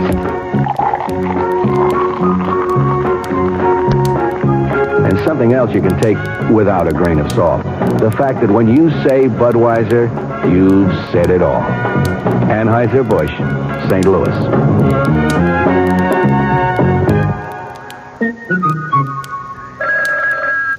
AMCO Transmissions, Chuck speaking. How may we help you? Oh, boy, have I got problems. I got a really fantastic 58 Pontiac with a busted automatic transmission and a mother-in-law that's been visiting me for 10 days. well, we can help you with the Pontiac. No, don't kid a desperate man. Now, look, can you really fix up a car that old? Oh, sure. AMCO serviced over 3 million automatic transmissions, and over 400,000 of them were Pontiacs. We know Pontiac's cold. Pontiac, Ventura, and the Firebird, and the Bonneville, Catalina, and also Grand Prix. Terrific. Okay, now look, you send the tow truck and I'll help her pack. Oh, you mean? Yeah, the 58 Pontiac belongs to my mother-in-law. Aw, nobody knows her automatic transmission better than AMCO. Double A, MCO.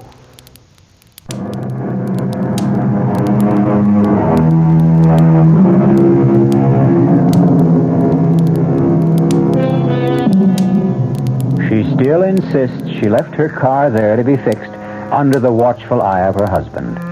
The authorities insist that Leo ran out on her, or perhaps there never was a Leo, and she creates this fiction because she cannot accept reality. Well, what is reality? Well, come on. Let's take a look at the place. As you can see, Ruth, deserted. But as you can see, Lieutenant, it's spick and span. How clean this place looks. Does this have the appearance of a shop that's been closed for 3 years? Well, where's all the litter that would collect? Why aren't these windows grimy and dusty? I checked it out with the real estate people. They keep the place shaped up. After all, they are trying to get rid of the place, you know. I was inside this place yesterday. But there's a padlock on the door. Whatever you want to say, however you want to say it, I know this. I was here. Okay, let's go inside. The real estate people gave me the key. You don't believe me. It's obvious by your manner. Well, that's no good. It's bad for me to have an obvious manner. Sorry. I know you're trying to be nice. Well, I'm only trying to find some answers. Come on in. Well, does it look familiar? This only makes me more certain. I was here. I stood right here at this counter when Leo came out of the shop, which is right through that door, with Frank. Yeah? And told me what had to be done with the car. What you're saying is, this visit only reinforces your conviction that you were here. Absolutely. Well, let's stay with that for a little while anyhow. How long were you gone? Exactly an hour and a half. I've already told. Yeah, I know. Are you sure? Positive. And what did you do? But I already... All right, never mind. I went to this Golden Mall. Yes, and? And I shopped. Buy anything? Well, I wasn't in too much of a mood for shopping. I missed Leo, and I was hungry. So I ran into a shop and I picked up a nightgown. That took an hour and a half? No, I wandered around. I looked in windows, had a cup of coffee, and I even called Leo. I was away from him for 3/4 of an hour, and I missed him so much I just had to call him. You called Leo here? Yes, here. Here. I don't see a phone here. Well, there must be. I phoned him. I spoke with him. How can you... Well, where's the phone? I don't know. Maybe it's in the office. The office? Well, maybe the man, Frank, has a private office, and that's where his phone Well, let's look around. Yeah, you're right. It's got a little cubbyhole here with a desk. Sure enough, a phone. Well, finally, have I said something you can believe? The phone's dead. No dial tone. I guess it isn't connected. I spoke on that phone to Leo. And the man, Frank, he answered it. Sure. Oh, your tone of voice. Oh, please, I don't mean anything. You can't help it. You want to be nice to me, but you think I'm crazy. No, I'm trying to go along with it. With what? With everything you say. What we need right now, more than anything else, is a break. Who knows? Maybe we'll get one.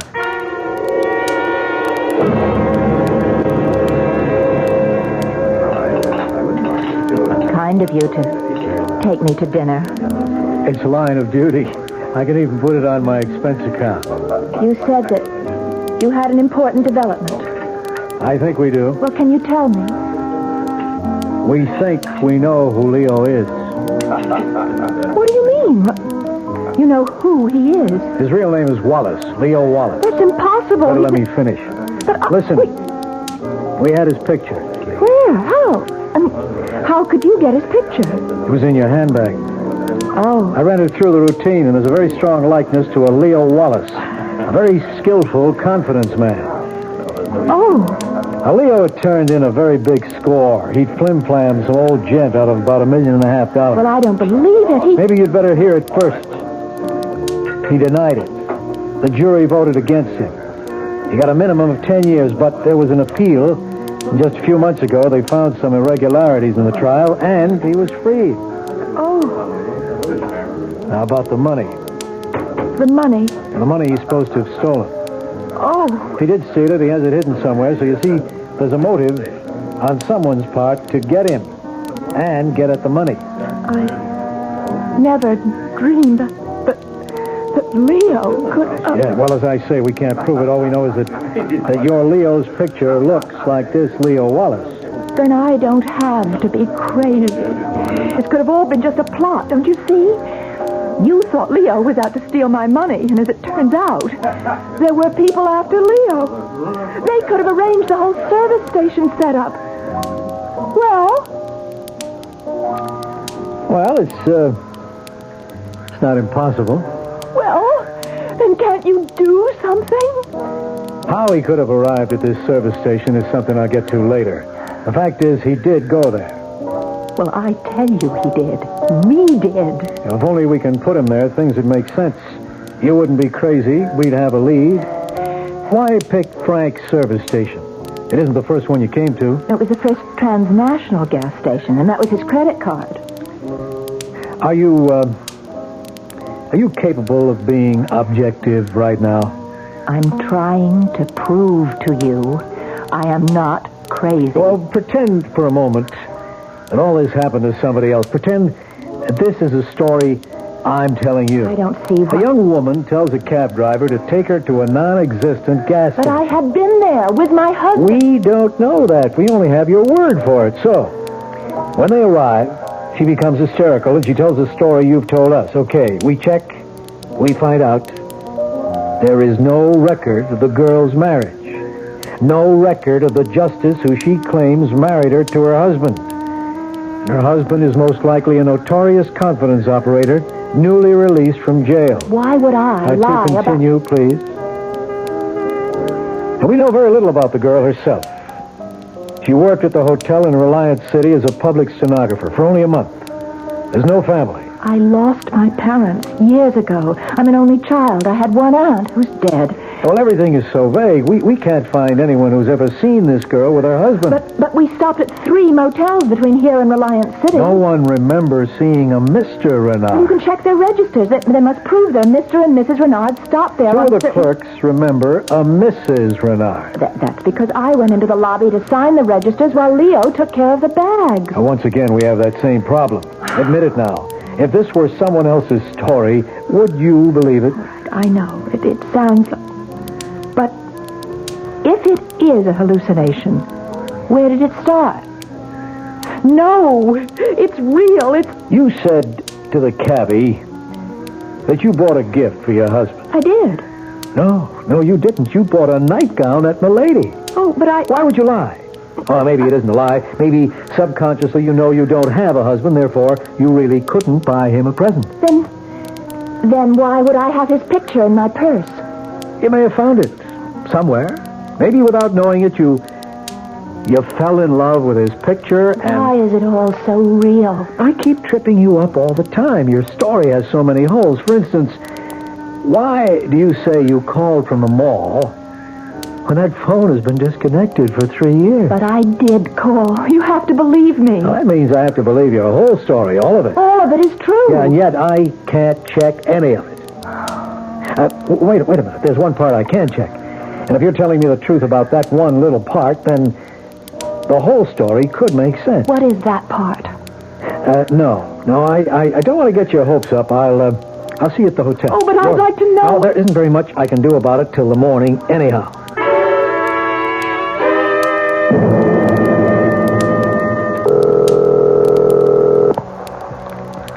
Sergeant Flowers? It's Lieutenant Powell. Sergeant, there's a telephone at 1776 Jefferson Boulevard. You got that? Yes, sir. It should have been disconnected for about 3 years.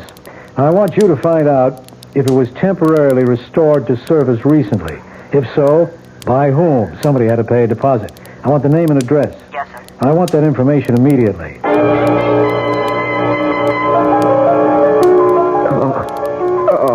Okay, Leo, take a little drink. That's good. It'll make you feel better. There you are. Now, you gonna be sensible? You can drop that. Leo, as long as you're willing to catch, I can pitch. Be reasonable.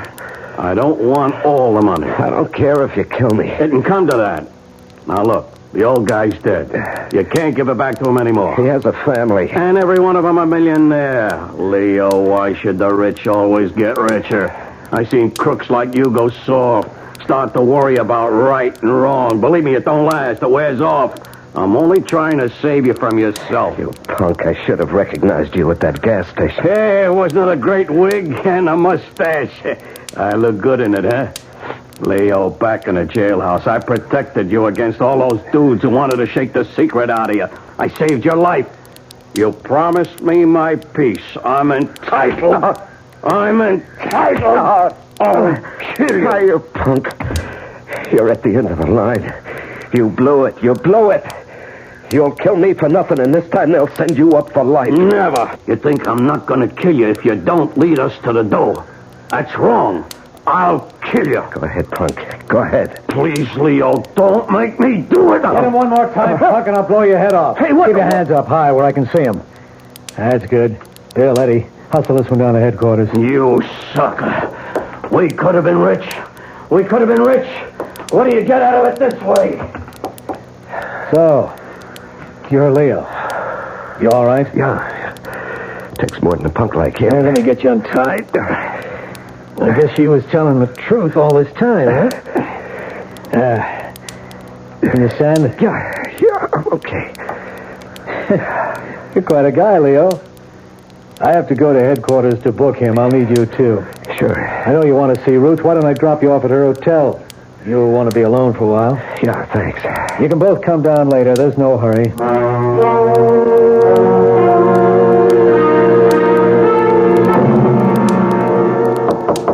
Just a minute. Leo. Oh, Leo, darling. Hello, Ruth. Leo, how did you... What made you... No, I don't want to talk. I just want to hold you. Leo. Oh, Leo, are you... Crazy? No. Oh. No. But I would be if I couldn't figure it out.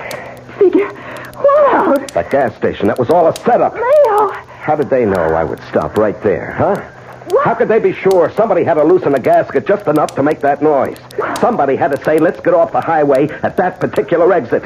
Somebody had to practically lead me by the hand right into the setup. Leo, why would I... $1.5 million. That's a big enough... Leo, I love you. Oh, sure. How can you even think and that it's the right way to do it, too. I disappear. You become the poor, distraught, deserted wife. The mobsters figure you've been double-crossed, too. The heat's off you forever. Leo, how can I convince you? What can I say? It's a great plan, baby. Even the phone call, that little cubbyhole office. The only place in the station that isn't open to view from the street. The only place where it's safe to jump me. That's why you installed the phone. Get me out of sight, distract me. Leo, please. But the punk blew it. He gave his right name to the phone company, his correct address. So they were able to check him out. The punk wanted to save a $30 deposit. For $30. He blew his shot at $1.5 million. Leo, I swear he always to was you. a punk. And now for you, baby. Leo, why are you looking at me like that? I think I'm gonna kill you. Leo, it's all in your mind. Oh, sure. I swear I had nothing to do with it. I love you. I love you. Let me prove it. Wait, here. Look, that's my purse on the night table. See? In the purse there's a .22 caliber revolver. You look inside it. All right. You'll find it. Now, if you really think I'm guilty, go ahead and kill me. We'll shoot. Kill me. What are you waiting for? You see, you can't do it. You love me. You can't do it. You love Leo, me. don't be crazy. Lieutenant Powell, Leo's going crazy. Just stay where you are, Powell. Just stay there. Leo, what are you going to do? Are you out of your mind? I let you come up here alone so you could figure it out for yourself. Yeah, I understand, and I have to kill her. Lieutenant, you can't just stand there. There's nothing he or anyone else can do, Ruth, except... Hey, Paul, if she goes to jail, what can she get? At least 10. 10, huh? In 10 years, that beauty, that terrible, overpowering beauty of hers that blinds you, that beauty will be gone. She'll be old, worn and bitter, as good as dead, with almost half a lifetime still in front of her. Leo, give me a chance. If I kill her now, it's too easy. Leo. That will be over in a second. Take her, Lieutenant, take her. We'll kill her the right way, legally, just... Leo, I love you. I love you too, Ruth. I love you more than anything in this whole wide world. But I'll get over it. You'll never get over me. Oh, I'll get over you, baby. And if I can't, if I don't, if I still love you 10 years from now, I'll be waiting for you. Outside the prison gate.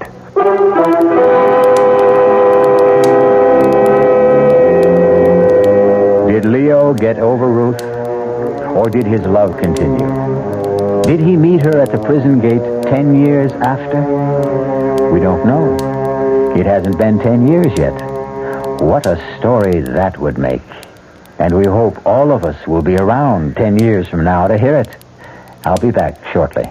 And now, another story of the ball and chain, as Kellogg's Special K presents The Library. Welcome to the public library. May I help you, sir? Yes, I'd like to check out... Famous Laundromats of the World by Audrey Schnorbart.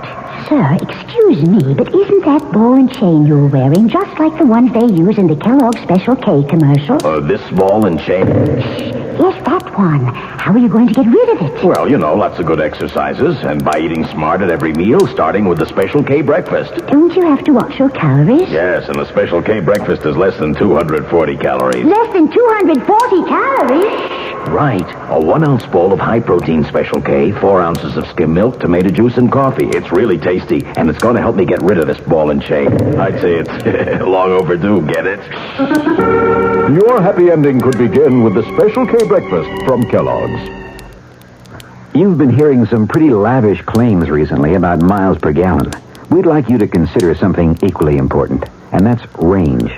Range is the miles per gallon multiplied by the number of gallons your car's tank holds. Range is what makes the Buick Apollo such a special small car. It comes from coupling the Apollo's economical 6-cylinder engine with a standard 21-gallon tank. It holds a lot, but it doesn't use a lot. Look into the Apollo. It's the Buick of small cars. Hi, Ms. Goldilocks here. Professionally taste-testing diet drinks can be very difficult, but I just had to bear with it. Then I found sugar-free Diet 7-Up. It doesn't taste like other diet drinks. It's fresh, light, natural, delicious. Sugar-free Diet 7-Up tastes so good that I've taste-tested it hundreds of times, and each time I've given it my seal of approval. Yes, this one's just right. Now, this word from the New York Graphic Society. Midnight in the cemetery. The casket lid lifts slowly, and a tall creature with glowing eyes rises from the coffin. From time immemorial, man has been frightened and fascinated by the night-roaming, blood-sucking creature. A captivating new book, A Clutch of Vampires, now presents the very best tales from both history and literature. Spanning 2,000 years, it is the most diversified and enthralling collection of vampirama ever published. A Clutch of Vampires by Raymond McNally. Our cast included Marion Seldes, George Petrie, Larry Haynes, and Gil Mack. The entire production was under the direction of Hyman Brown. Radio Mystery Theater was sponsored in part by Buick Motor Division, the Kellogg Company, makers of Kellogg's Special K cereal, and new sugar-free Diet 7-Up. This is E.G. Marshall inviting you to return to our Mystery Theater for another adventure in the macabre. Until next time, pleasant dreams.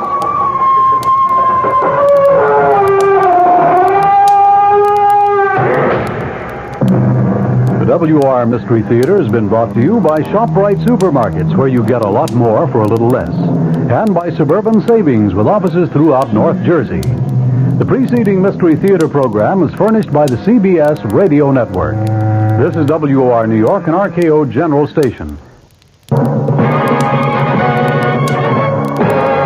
I'm Fulton Lewis in the Mutual Broadcasting System studios in Washington, D.C. Now, my commentary. A team of White House advance men left for the Middle East today in preparation for a trip by President Nixon. The announcement of the formal itinerary for the president is expected to be made by the White House tomorrow. The advance team, numbering more than a dozen and including experts in such fields as communications, security, and protocol, is going to visit each of the half-dozen or so countries that the president is expected to tour. Officials said that the White House is preparing to make a formal announcement tomorrow regarding the president's intention to become the first American president ever to make an extensive tour of the Middle East. His trip's expected to begin next week and last 7 to 10 days, with stopovers in Israel, Egypt, Saudi Arabia, and perhaps such countries as Jordan, Syria, and Iran. The president is scheduled to return to the United States before making a second separate trip to the Soviet Union for summit talks with Kremlin leaders beginning June 27th. In Cairo, sources said that the Nile Hilton Hotel was alerted today to reserve 8 floors or some 320 rooms for the president's visit to Egypt. The alert mentioned starting dates of June 9th or 10th and said that the rooms were to be held for 3 days. There was no immediate comment from either the U.S. Embassy or the Egyptian government regarding those reports. The Cairo Press, meanwhile, reported that a special meeting was to be held there on Monday to discuss presidential security during the visit. Here on the home front, the White House continued today its refusal to pledge that President Nixon may abide by a Supreme Court ruling in the Watergate subpoena controversy. Deputy Press Secretary Gerald Warren replied to a barrage of news briefing questions on the matter by saying anything I would say would be irresponsible. He referred to statements by the president's chief Watergate lawyer, James St. Clair, that he is confident that the Supreme Court will sustain the president's position. The presidential spokesman said that the White House would file briefs and make its arguments, but when he was pressed repeatedly on whether the president would abide by a court decision, Warren said, "I'm not going to speculate one way or the other." In the meantime, former presidential aide Charles Colson entered a plea of guilty today to leading an attempt in 1971 to influence the outcome of the Daniel Ellsberg trial. His bargain plea to the new single-count criminal information brought by the Special Prosecutor's Office was met with assurances that the grand jury indictments against him in 2 separate cases would be dropped. U.S. District Court Judge Gerhard Gesell set sentencing for June 21st. That's 4 days after Colson and 4 other defendants were tentatively scheduled to go on trial in Gesell's court for the formal break-in at the office of Daniel Ellsberg, psychiatrist in Los Angeles. Governor Daniel Evans of Washington told his fellow governors in Seattle today that it has been the states rather than the federal government which have risen to the problems of the new Watergate era. He said in a number of current issues, including government ethics, campaign finance reform, consumer protection, and no-fault insurance, the record of many of the states has been one of decisive action in contrast to that of the inaction on the part of the national government. Keynoting the National Governors Conference, Evans hit again on a theme that he had set in a Sunday news conference in which he said the states have quite clearly taken national leadership in cleaning up government. Evans said in his speech today, "It has been the states who have responded most fully to the problems of the day. This has been a response not in terms of empty rhetoric without action or visionary promises without dollars. It has been a response which has required executive and legislative courage, sound fiscal management, plus a willingness both to listen and to act. It has required the states who do not have the luxury of the national government to increase the money supply or to engage in deficit spending, to increase their budgets and to raise the necessary taxes to meet the requirements of the people." Evans then called on the governors to increase their initiative and play a stronger role in the creation of federal policy and federal programs. He said, "The states, and most specifically the governors, must seize the initiative and submit their own proposals to the Congress rather than passively wait to give reaction to federal proposals." Although Evans never mentioned Watergate by name, he did make several references to problems of ethics and failure of the federal government to address the practical problems that are facing the nation. Governor Evans is the outgoing president of the National Governors Association. He called the present situation a time of citizen bewilderment and dismay over its political system. Modern national goals, he added, are desperately needed. Let the states and their governors now step forward. With serious national questions of the balance of power between the legislative and executive branches, a reordering of our federal system should be of high priority. No greater weapon exists against an unwarranted concentration of power in one branch of the federal government than to completely redistribute power and initiate back to capable and receptive state and local governments. His speech marked the formal opening of a 3-day meeting devoted to discussion of such current issues as federal-state relations, ethics in government, and health care. In London today, the British government said that it's not going to withdraw its army from Northern Ireland. It warned that retreat would bring a large-scale bloodbath between Protestants and Roman Catholics in that province. Britain's administrator for Northern Ireland coupled his warning with a prediction that communal strife and violence could also erupt in other parts of Britain if the troops do pull out. A new and different type of Protestant nationalism, a working-class nationalism, has arisen in the province, he told the House of Commons. He said that it had the backing of industrialists, farmers, and even civil servants. He said that the Protestants had amassed big stocks of arms, some of which had been financed from abroad. In such a situation, he added, we must not run away from our obligations. From the Mutual Studios in Washington, I'm Fulton Lewis, and that's the top of the news as it looks from here.